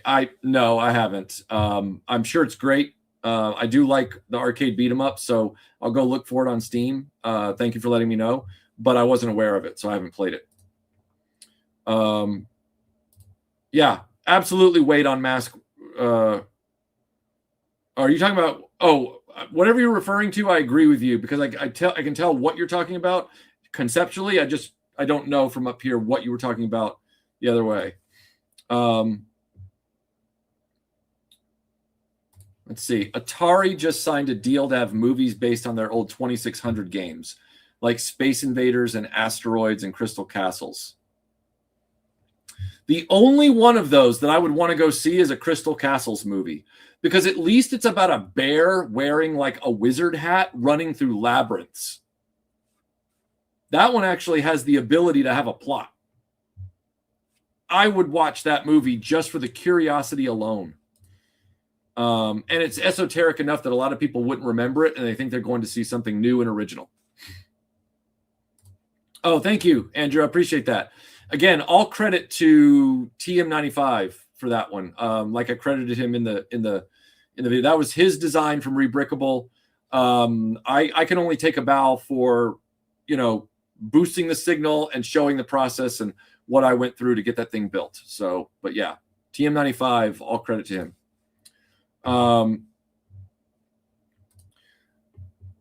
They are all part of they're all of a kind. They're all of a kind. Yes, there has been a Jackie Chan figure. There has been. Jackie Chan had an animated series in the late 90s or early 2000s. There is an action figure line for that show. Yeah, thank you. I wish I had a Khan bridge in Lego as well, and also an action figure playset in the Khan bridge. Food Fighters should do a G.I. Joe crossover. Yeah, Shipwreck.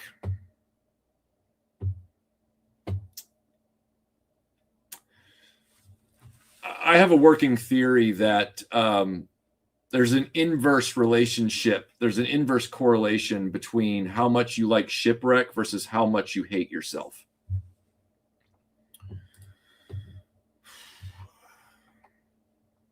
If you didn't understand what I meant by that, let me clarify or give you added context.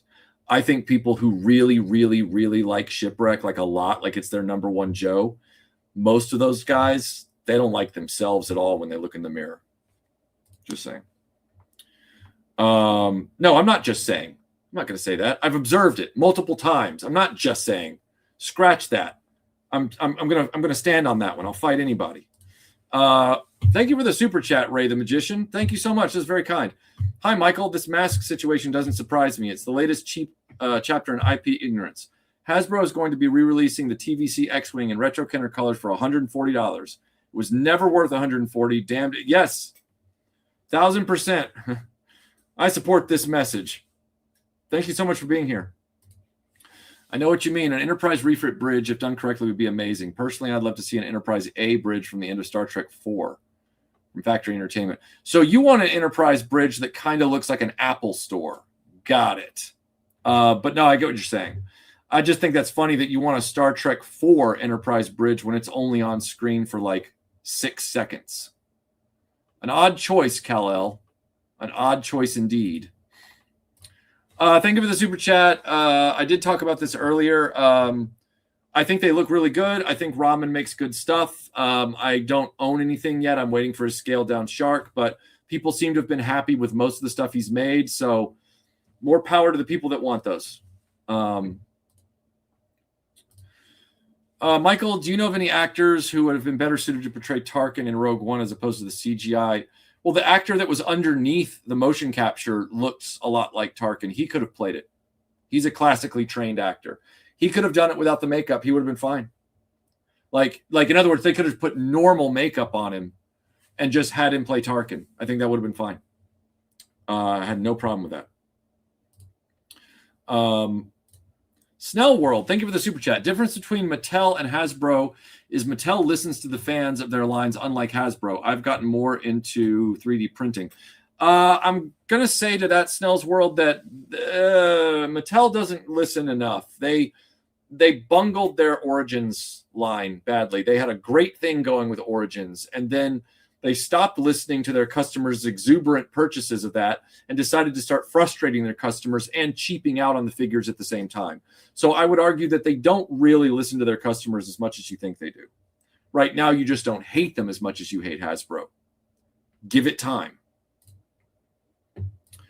Rogelio, thank you for the $10 super chat. I'm not sure if you've done a Playmate Star Trek figures video from the 90s, but just got the original crew and got a few 3D props to recreate the Enterprise. Keep up the good work. Thank you. I haven't yet. I'm actually working on the next video. There was never a next video in the original Star Trek video that I did. That was not a part one. But I am working on another Star Trek toy video retrospective right now. And it is sort of the bridge, no pun intended, the bridge toy era before Playmates. I could finally do that crossover between Jem and William the Refrigerator Perry I've been craving since childhood. That's fine, Robert. But what's most important about your comment, regardless, like you feel however you want to feel, is that you've confirmed they were cheap and on clearance. See? Everybody, my memory works for back then, which means I also remember hating those yellow lightsabers and hating those sticks. While every other kid, apparently, according to the mouth breathers, nobody thought that way. We were all happy with our stuff. Sure, kid. Sure. They already had Britta Phillips, singing voice of Jem, perform in concert with a Cold Slither tribute band at House of Blues. So it wouldn't surprise me. Yep, it's coming, Jim. You see that, Jim? It's coming. $140. You could buy 3 or 4 X-Wings from older lines for that. Yeah, but who's going to fly them, kid? You? That was good. Tell me that wasn't fast. That was fast. We Patreons have seen the future, and it is full of impending fanboy butthurt. I promise, Imperial Bricks, you will not be disappointed. Did pre-order the first Loyal Subjects wave, ended up instead buying the vintage ones for a little more. Yeah, they're a little scratched with peeling stickers and chrome, but they work with no issues. And you can get, from multiple vendors, you can get all kinds of really cool reproduction sticker sets and upgraded sticker sets for M.A.S.K. I'm actually working on a video like that about that with Let's Toy right now. So, good night, George. Have a good night. In other words, if you don't mind replacing the stickers, you can get exact reproduction Kenner sticker sets, or you can get upgraded sticker sets and bring those things aesthetically back to life for your display. You don't need this Loyal Subjects crap. Are you going to get the classified Flash just because he's your numero uno? No, I don't really collect classified. I have a few that kind of came my way over the years, but I never committed to it. Even the cool customs that I've seen some people do in the classified line at toy shows that would be like, oh, those are nice. I didn't buy them because I was like, what am I going to do with it besides have it on a table in like one video that isn't about that? And I think the Flash, you should really go over and check out the 10th anniversary live stream of Analog Toys that just came out, K-Dog, because they asked me about the Flash classified, and I talk about it at length. And Bobby Valla talks about some of the problems with it and how because they didn't opt to give him a sculpted vest into the torso, they tried to cheap out and give him like a PVC vest overlay. It throws off the proportions. It makes him look like a turtle. And I don't mean a ninja turtle. I mean a turtle. No, I don't have any interest in general, but especially given how it's looking like it's going to shape up, I'm probably not going to pick it up. And the price points of them now. Why would I do that? Let's see here. It's chronically trying to be just one more question. Totally been doing custom Playmates Star Trek figures from the movies, trying to get people we never got in the line. Yeah, and the sad part is that the Generations line eliminated joints. So to get the fodder that you need to do a lot of those customs, you end up losing out on a lot of articulation, which really sucks. Let me see here. I'm 24 minutes behind trying to listen at double speed. I will say when I was a kid, I was actually more picky about my toy selection. Yeah, I was too. Man. I was too. The toy companies know that their merchandise is not played with, mostly resold. They have done the research and marketing. It's our fault because we don't send their junk back and demand a refund. Yeah.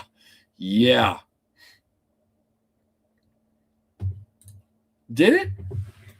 I guess maybe it did. I can't remember who made Food Fighters. I'm that disinterested in that line.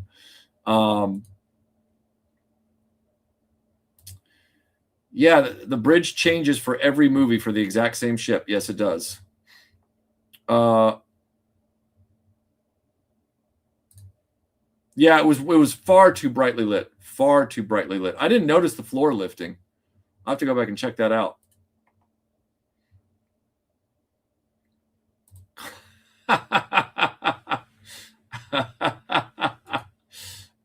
You're welcome, Wayfaring Smuggler. You are welcome. All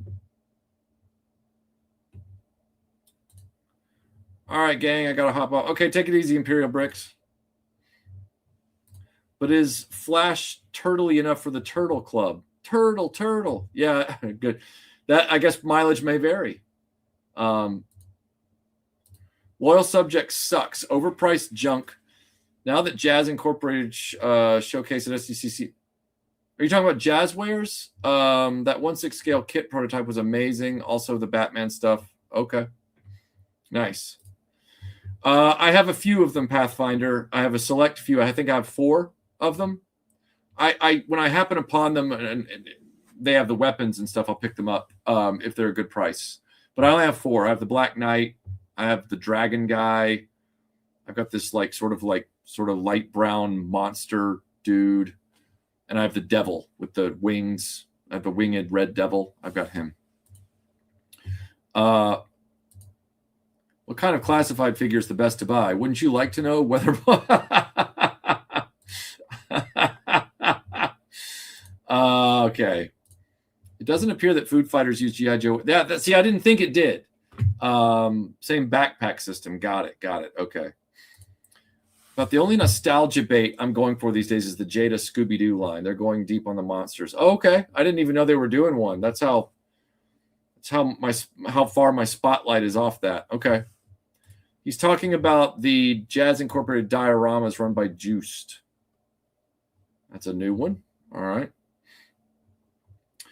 Yeah, so that's kind of where we are with this. I don't see the Loyal Subjects M.A.S.K line in a good light at this point. The Wave 1 was a non-starter, like it was a quality control hellscape.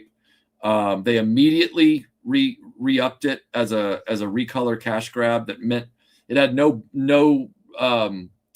relationship to M.A.S.K at all. This was just them trying to get more money out of their license to claw back their license payment. When what they should have done is done a revision Wave 1, like a Wave 1A, to say, hey, we've gone back to the factory and had them work on these parts and things to make these things work better. If they were a company that had some integrity, that's what they would have done for their self-respect as well as for the customers. And they could have offered a discount program for previous buyers of the Wave 1, as well as incentivized new fans who had stayed away from hearing the reviews to buy into Wave 1A. But instead, they made the 40th anniversary wave, which I don't think has any changes to the mechanisms as far as I know. And now they're doing the hologram wave. There's no reason to buy into Loyal Subjects at this point. You can't even display the boxes because they don't have the right names on them. It's hilarious. It would be hilarious if it would be hilarious if it wasn't so sad that they were charging the prices they were charging for the products that are ending up in people's hands, and knowing the number of people who were like, well, it's not the greatest, but I'm really glad that I have them. I'm grateful. And it's like, oh, God. I've all but given up on Star Wars Black Series. I'm after the expanded universe figures.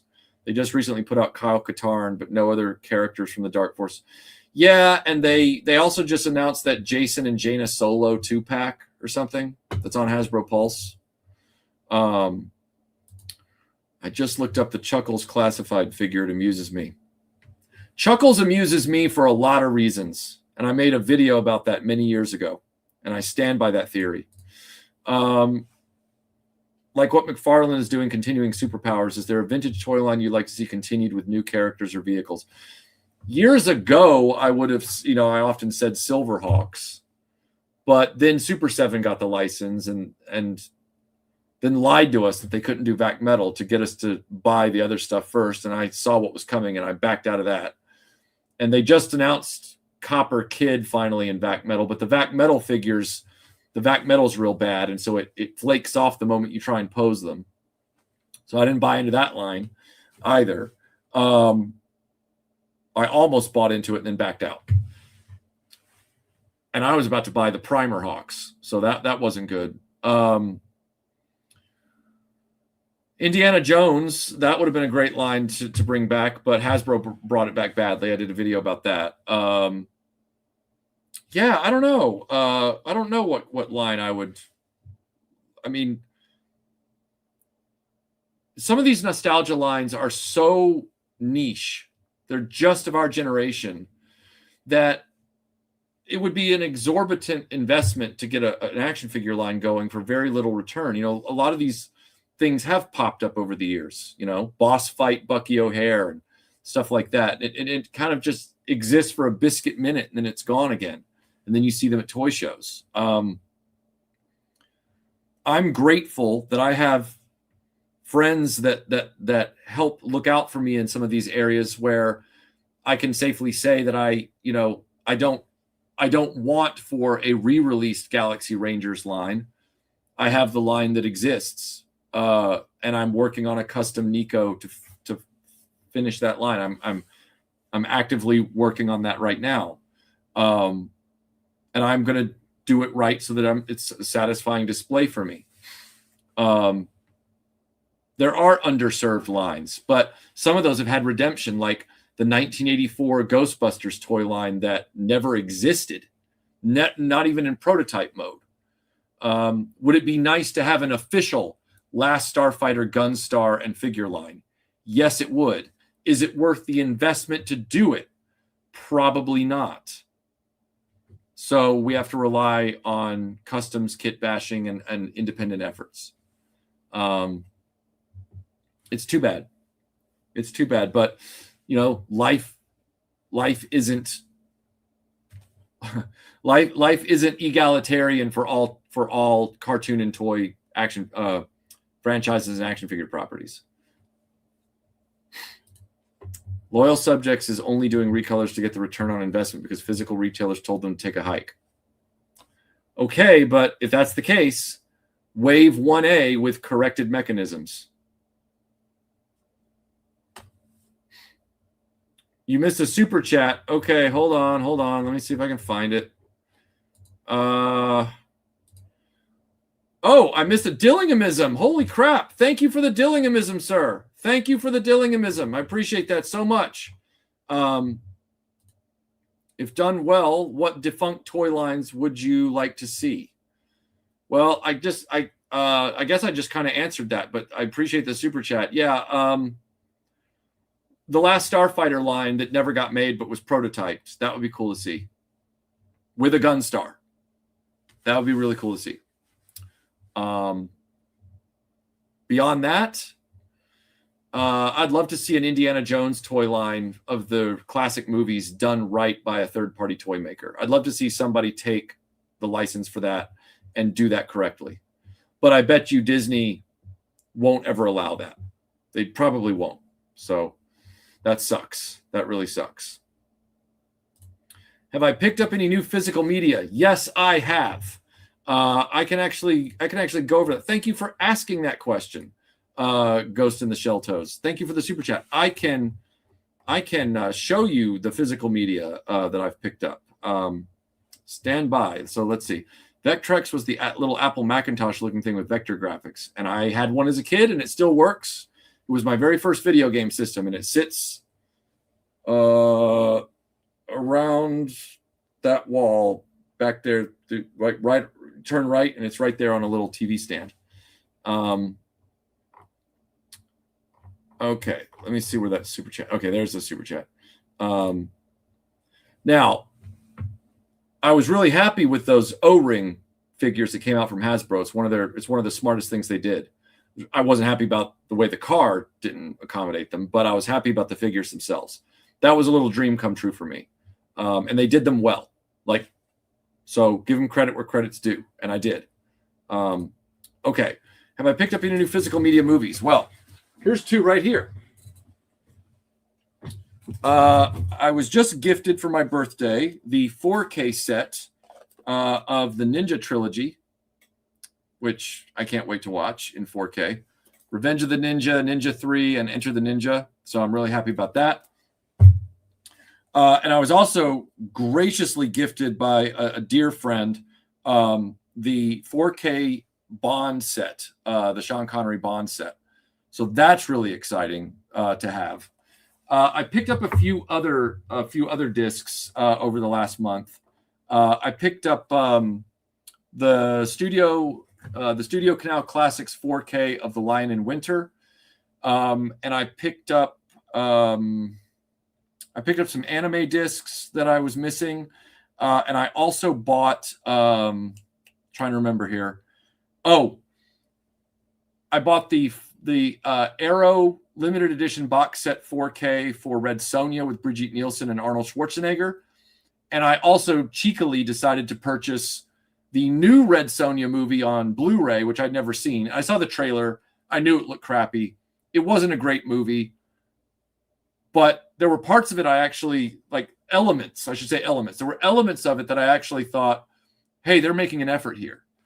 So I don't regret the purchase. So yeah, I also picked up a Michelle Yeoh movie from 2003 or 4 called The Touch, which is kind of an Indiana Jones style adventure. Not a great movie. Michelle Yeoh looks great in it though. She was like in her prime during that film. And then I think there are a few others that I picked up that I'm not remembering, but there were some anime discs I also picked up. I just can't remember what those were off the top of my head.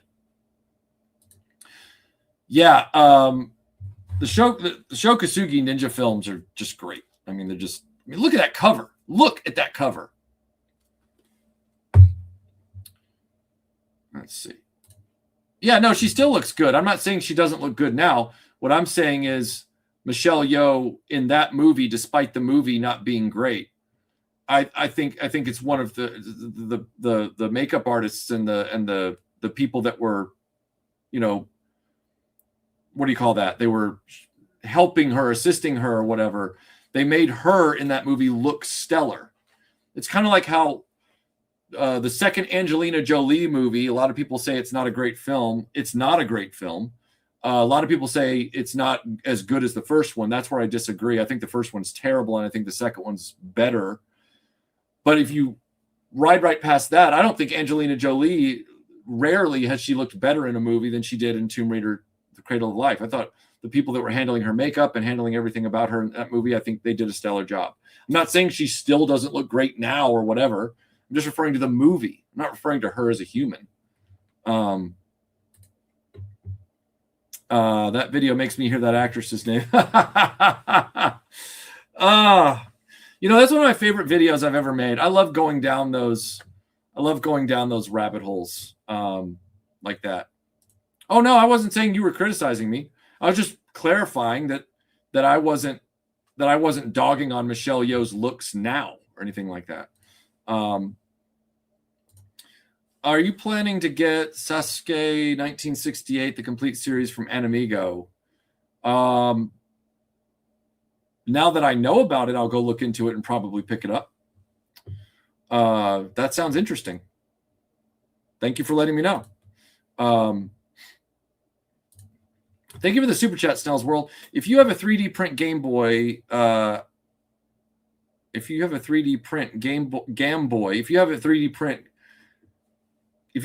print, comma, Game Boy has a high detail Gunstar. I scaled mine up to Joe, a real American hero. I don't have a 3D printer. Not that interested in investing in one. I have other fish to fry, but that's cool to hear. I assume you're referring to the 85 or 80, 85? Yeah, the one with Brigitte Nielsen. I'm assuming you're referring to that, or are you referring to the new one? I didn't. I'll put it this way: I didn't think the new one was great at all, but I didn't hate it. If that makes any sense. It all depends on the 4K that you're. It all depends on the 4K movie you buy. Some 4K masterings, just like some Blu-ray masterings, look like crap. Some 4K masterings, just like some Blu-ray masterings, look stellar. It all depends. All of the James Cameron 4K masterings look like shit. The Ridley Scott 4K masterings of a lot of his catalog titles look incredible. So it just all depends. Just got the Arrow video Soylent Green. Nice. Ninja 3 has like the greatest opening of any movie. It's just great. Incredible. Speaking of Kasugi, did you ever follow his son and heir's career? I heard of his son has a career. I didn't know that there was a new movie out. I'll check that out. Thank you, Skeptic Tank. I will check that out. Take it easy, Phil. Have a good one. See? If you had to choose a James Bond film that was best to start with, which would you suggest? As much as people will say that this is haram, I would start with Goldfinger. Goldfinger is the quintessential James Bond movie. You're starting with Sean Connery. Even though I love Timothy Dalton the best, Sean Connery gets, there's nothing you can reasonably criticize Sean Connery's performance for, because I'm in the minority saying the Timothy Dalton thing, because Sean Connery is beloved for a reason. I think Sean Connery's stellar in the role. And I think Goldfinger, even though some people say they love From Russia with Love the most because it still has what they feel is more of the more authentic spy stuff in it versus the more James Bond tropey stuff that gets introduced in Goldfinger. I think you have to acknowledge that Goldfinger is what set the Bond films on the path that we think of when we think of a Bond movie. And it's done really well in that movie. So I would say that Goldfinger is the one I would recommend people to start with.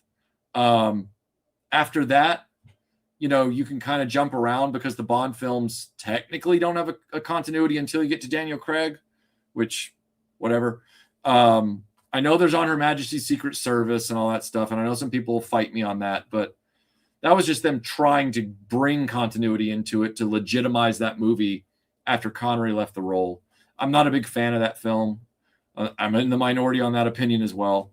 But I really think Goldfinger's a good one to start with. And then after that, you can just read the synopses and figure out what you are most interested in. If you wanted to kind of jump around, I'd Goldfinger, then maybe From Russia with Love. I personally really like You Only Live Twice because it's got ninjas rappelling into a volcano. Like that, but that's me, And when I say volcano, I don't mean a volcano full of lava, obviously. It's a hidden layer. But I also, my favorite Bond film, though, is Living Daylights with Timothy Dalton. So I might not be, you might want to get multiple opinions, but I don't think anybody would say that Goldfinger is a bad place to start.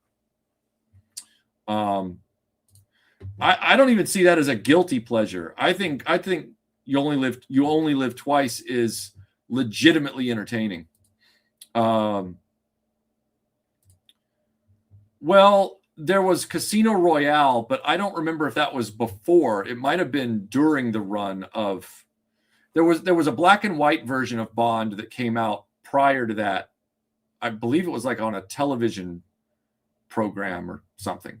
And he was played by a different guy, but I don't think many people remember that.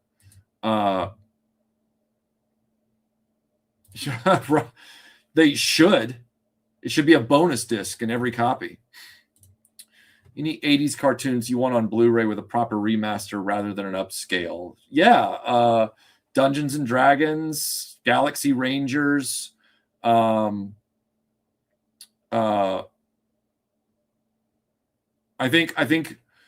wish I could see Beast King Golion get a Blu-ray upgrade. I don't care as much if the Voltron edit of it gets a Blu-ray upgrade. Yeah, those would be my answers. What about Pierce Brosnan, Maki? What about him? I don't hate the guy. But why are we being challenged on that? I feel like the question is loaded. I feel like that's a loaded way to ask a question like, he's my favorite, why aren't you mentioning him? Even though I didn't say anything bad about him, didn't bring him up. But that doesn't mean that I had anything negative to say. So I get this feeling that he's your favorite, and you're like, why didn't you mention my favorite? Am I right? Let's check ourselves before we wreck ourselves. Speaking of 007, I'd love a 1/18 scale Bond line. Yeah, so would I. That'd be really cool. But the licensing rights are just insane on that. They really were. They really, really were. I'm still working on that. So here's what happened with that. There's a happy ending to this, Drew. And you can decide whether or not that happy ending is like the traditional meaning or the spa with the frosted windows, the massage parlor with the frosted windows level, depending on how you feel about my answer. Both endings, depending on how you feel about it, are good endings. As I was working my way through the third translation of the third episode, somebody in a live stream, I can't remember who it was, they were extremely helpful. It might have been Moon Knight. I think Moon Knight was the one that helped me out with this. They let me know that somebody had just done an epic exacting fan translation resub to pair up with any video copies you get. And then Moon Knight helped me get the links because the links on the person's page had died out. They were like WeTransfer or Mega Upload links. But he knew where to go where the anime fans had archived them. And they're not that old. They're like, the guy he'd finished the project like 18 months prior. So he got me the links to all of them and I paired them all up with the episodes. So I now have everything subbed and ready to go. So let me know if you'd still want me to help. Like if you're interested in seeing all those, I can get you copies. That's not an issue. It's just a matter of do people on the Patreon want to be burdened with that going forward? I don't know, but I didn't have to end up doing the subbing for the lion's share of the series. It all got taken care of 18 months before I started doing it, and much, much better. I was rewatching your Terradrome restoration. Yes, there is a part 3. It's coming.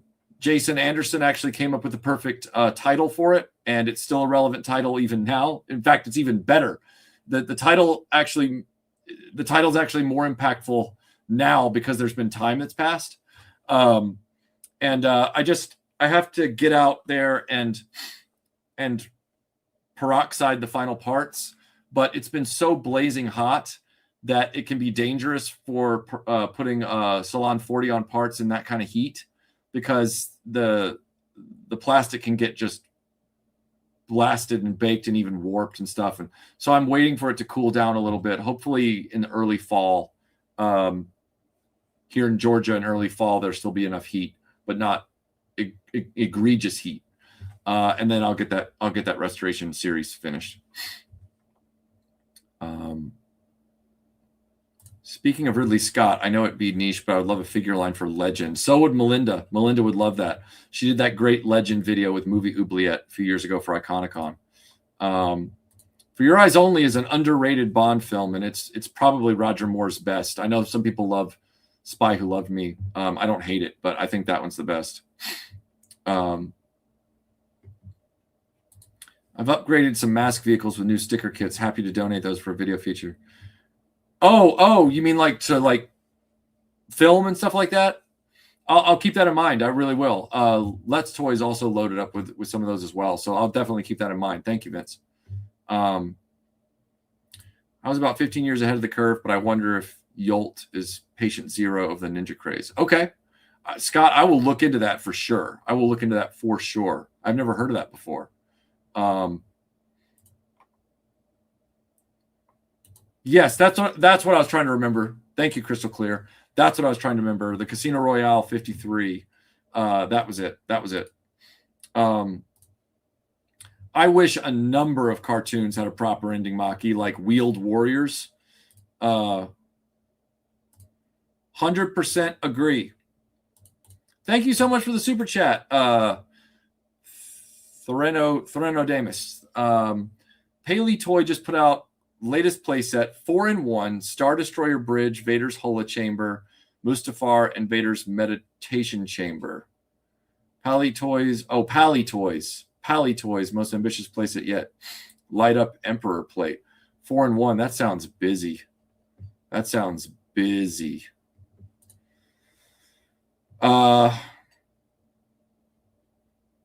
As much as I'd like to see a James Bond toy line, I'm afraid it would have less success than the 2008 Indiana Jones line. Yeah, you might be right. On the topic of 4K, been very excited with the recent classic Toho 4K Godzilla releases. Would recommend. I am interested. I would like to have a selection of those in 4K. That would be really great. Thank you for letting me know. I didn't know that those had been coming out. I'm going to follow up with you and find out what that was all about.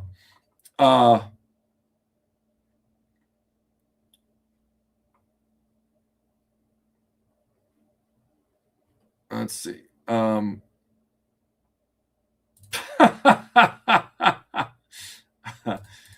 you interested in modern Transformers figures? I've done a few videos over the years about some modern Transformers. I don't do many. They're all kind of the same, high-priced adult premium collectibles for people that love them, and that's great. I did some Masterpiece-related visuals at one point, I think, in a video. And I talked about the Masterpiece Wheeljack, I think, in a video about another modern Wheeljack there a few years ago. I just don't.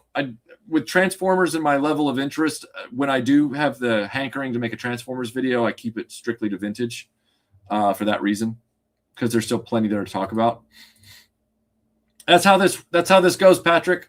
Yeah, and thank you for the support on the Motu video. I appreciate that a lot. Talking about physical media, I'm disappointed that James Brolin's High Risk never transferred to DVD adequately. Oh wow.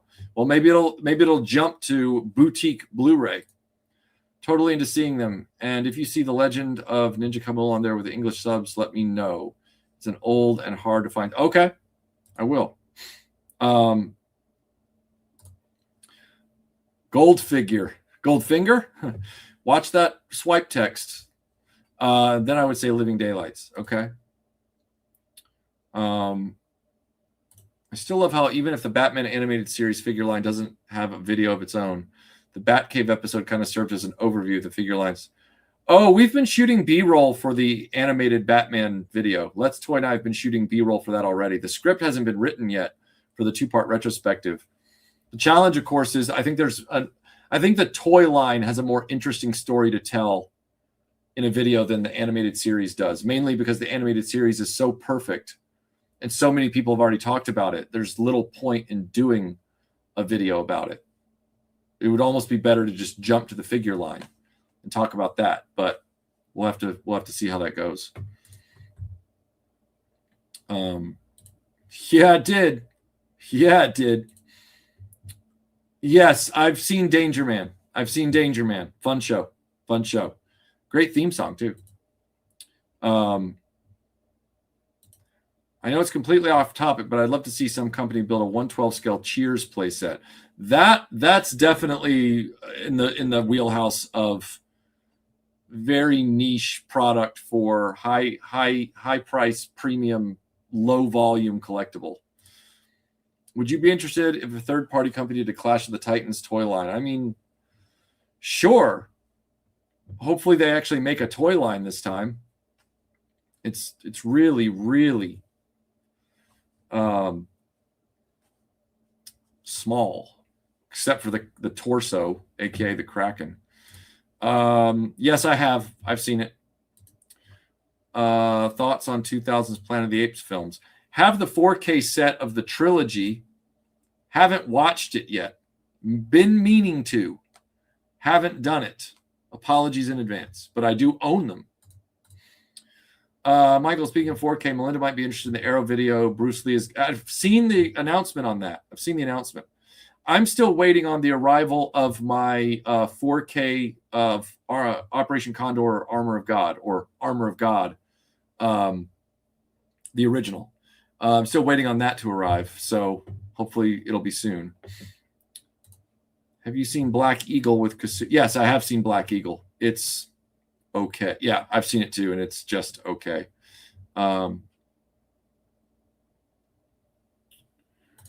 As a somewhat diehard Transformers fan, modern is getting super expensive. Yeah, it is, and elusive. I almost feel like telling people who are interested. Yeah, I haven't bothered. Yeah, even I was tempted a little bit as a curiosity when they announced that Missing Link RC, and then I passed anyway because the price was stupid high. Well, Scotty, it hasn't been a while as far as an update, because everybody asks me that on every live stream, and I give the same answer. I'm trying to get paint work done and filling and sanding done on it, and I'm in a very, very hot, humid Georgia summer, and that's not when you want to be trying to paint something that's PLA. So there's a lot of inherent challenges with it, and I'm just kind of dealing with it. But remember, I did the first comprehensive video about the freeze chamber portion and all the platforms around it. So I've already done one substantive video about it. So there's still something to tide you over until I talk about extending pieces. It's really just a control room and a gantry at that point. So I've got stuff to talk about, but it's just taking a while to make it camera presentable, I guess is what I would say.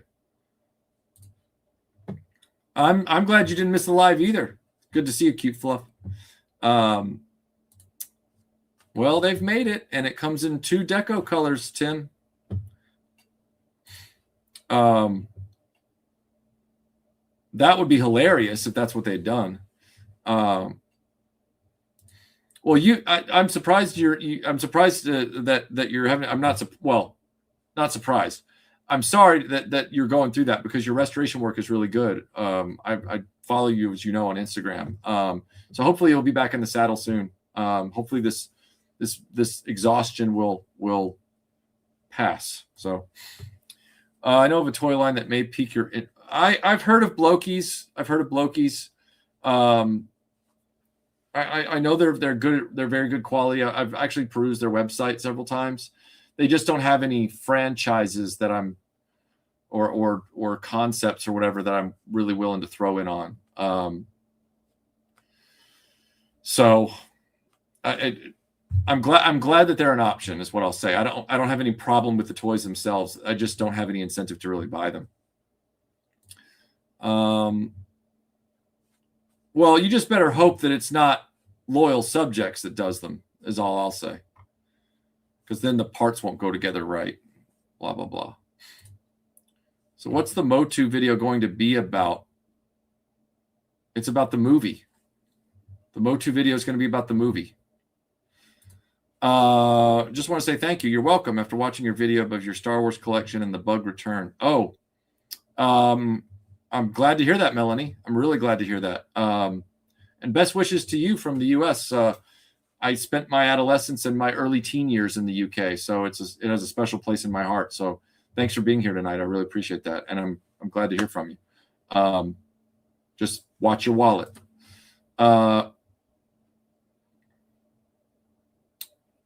Thanks, Josh. I appreciate that, man. Thanks a lot. I've been hoping that they would get the G.I. Joe since I discovered that line. Oh, okay, yeah. The Missing Link Transformers line is pricey just for Bumblebee. When I checked Big Bad Toy Store, he was 40. So, and then if you bought him with in the cartoon accurate faces 2-pack with Cliff Jumper, they were both 90. So they add a $5 price point for you to get both. It's stupid. Do you think there's an appetite for a M.A.S.K feature film? I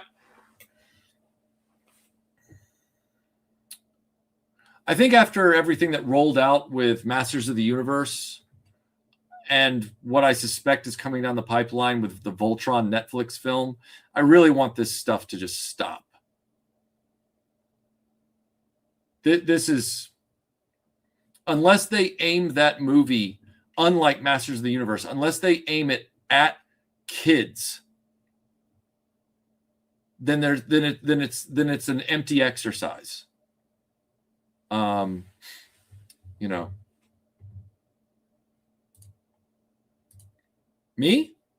No. Cute Fluff is suffering from exhaustion, not me. I'm suffering from existential exhaustion. But Cute Fluff is suffering from apparently actual work exhaustion. I'm just despondent. But that's like my baseline. So, good luck, Mustache.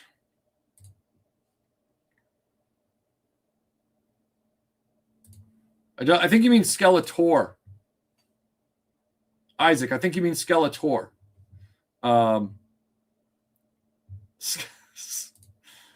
As a matter of fact, it'd be more accurate to call him Skeleton in the movie because he's not Skeletor. It's like Jake Skywalker. That's not Skeletor. That's Skeleton. It's actually an accurate error. You know, I wish, Santara, that it was a Missing Link soda. That would be really cool. Like in the old style can, you know, with real cane sugar in it and stuff. That's the kind of retro Missing Link RC I want.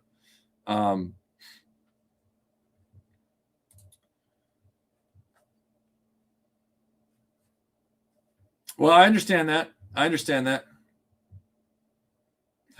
Notice what he's saying, though, everybody. I haven't been on your channel in a while because there's great content elsewhere. I know that's not what you meant, but it's funny how things get worded in comments. You know, I haven't been fantastic enough to make his radar, everyone. I'll have to try and do better in the future, which means I'll probably end up being exhausted like Cute Fluff is right now. Let's see. The Voltron movie is apparently, yeah, it's for Amazon streaming. Or, okay, Amazon streaming. I thought it was Netflix. Amazon, whatever. The last Voltron show was on Netflix. Just like the last Tomb Raider show was on Netflix, but the upcoming Tomb Raider show is on MGM Amazon.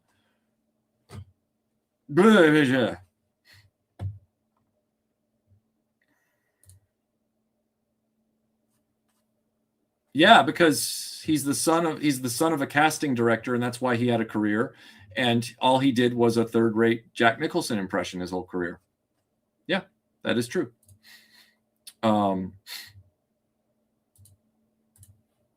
Who said it didn't need to be a serious story?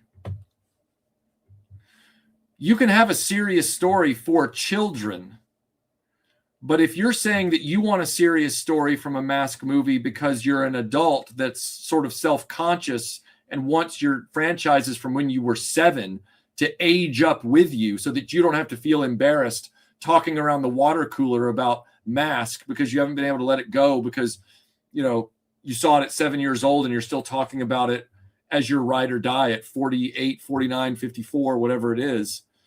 There may be a little introspective sadness there that you might need to deal with.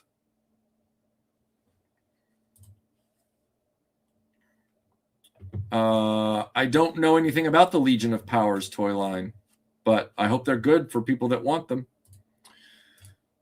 Too bad they missed the boat with a Visionaries movie.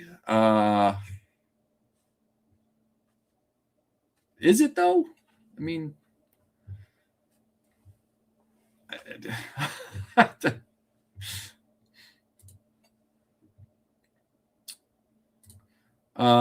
yes, I have seen the anime for Basilisk, or at least I think I have. Yeah, I think I have. Or maybe it's on my list to see and it's in my watch list somewhere. Maybe that's what it is. But yeah, I'm aware of it. Hasbro spent the entire 2010s trying to. Yeah, they did. They said they were going to have a cinematic universe like Marvel, and M.A.S.K. and Visionaries and Centurions and other things were going to be all part of it, and Inhumanoids was going to be part of it. They were full of shit. That last CEO, who's about as effective as this new CEO, they just have different priorities. He wanted to turn Hasbro into a movie studio. That face planted because they couldn't even get a good G.I. Joe movie off the ground. I talked about the Valaverse Rocketeer on the last stream in my DFW Joe Show update. I think it's going to be a really cool line. I'm glad that somebody's still doing World War II stuff, and I think their concept for the Rocketeer is on point. But I talked about that on the last stream. I appreciate that, Adam. I appreciate that a lot. Thank you. That means a lot. Thank you, sir. Well, they're already remaking the action figures. I don't remember who's doing it. It's either Boss Fight or Loyal Subjects or somebody. Somebody's remaking them. They showed them off at San Diego Comic-Con. Probably won't do the whole range, though, and they won't do any vehicles, so whatever.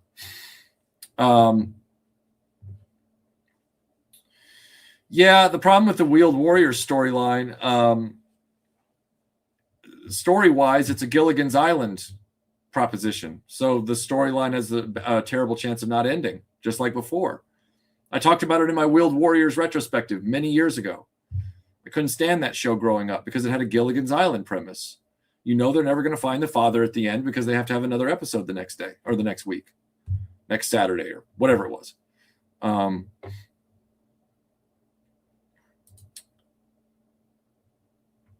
Multitasking with technology is a reality. They're O-Ring Super 7? Super 7. That's the worst outcome there could be. Yeah, exactly. Ugh.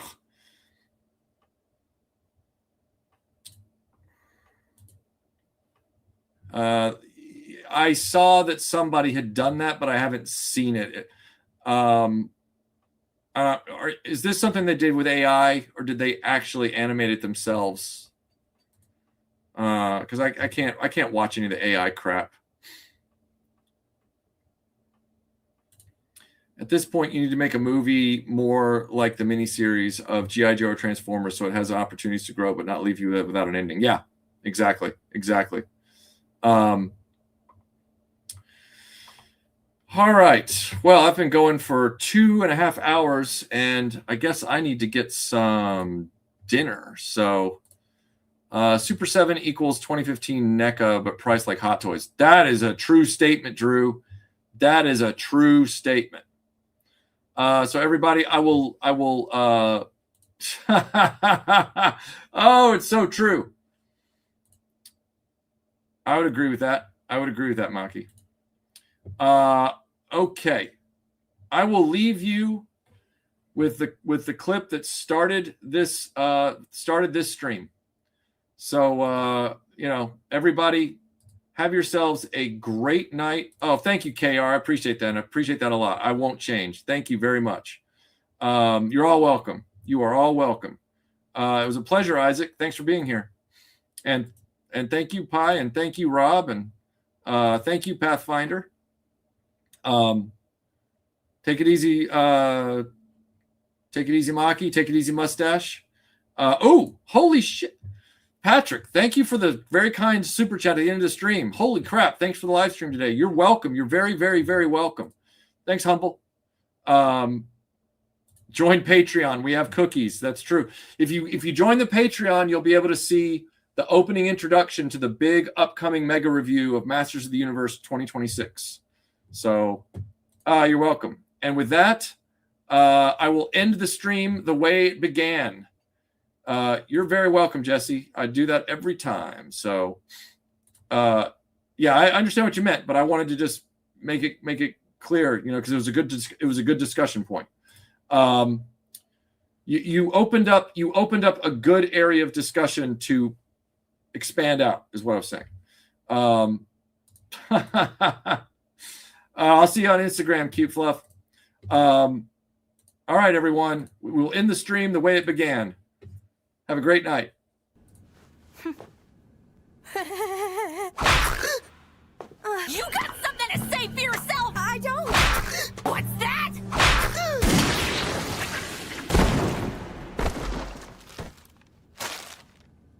This conversation is over. What? Huh? But we didn't have a conversation. Let's go. Oh, okay.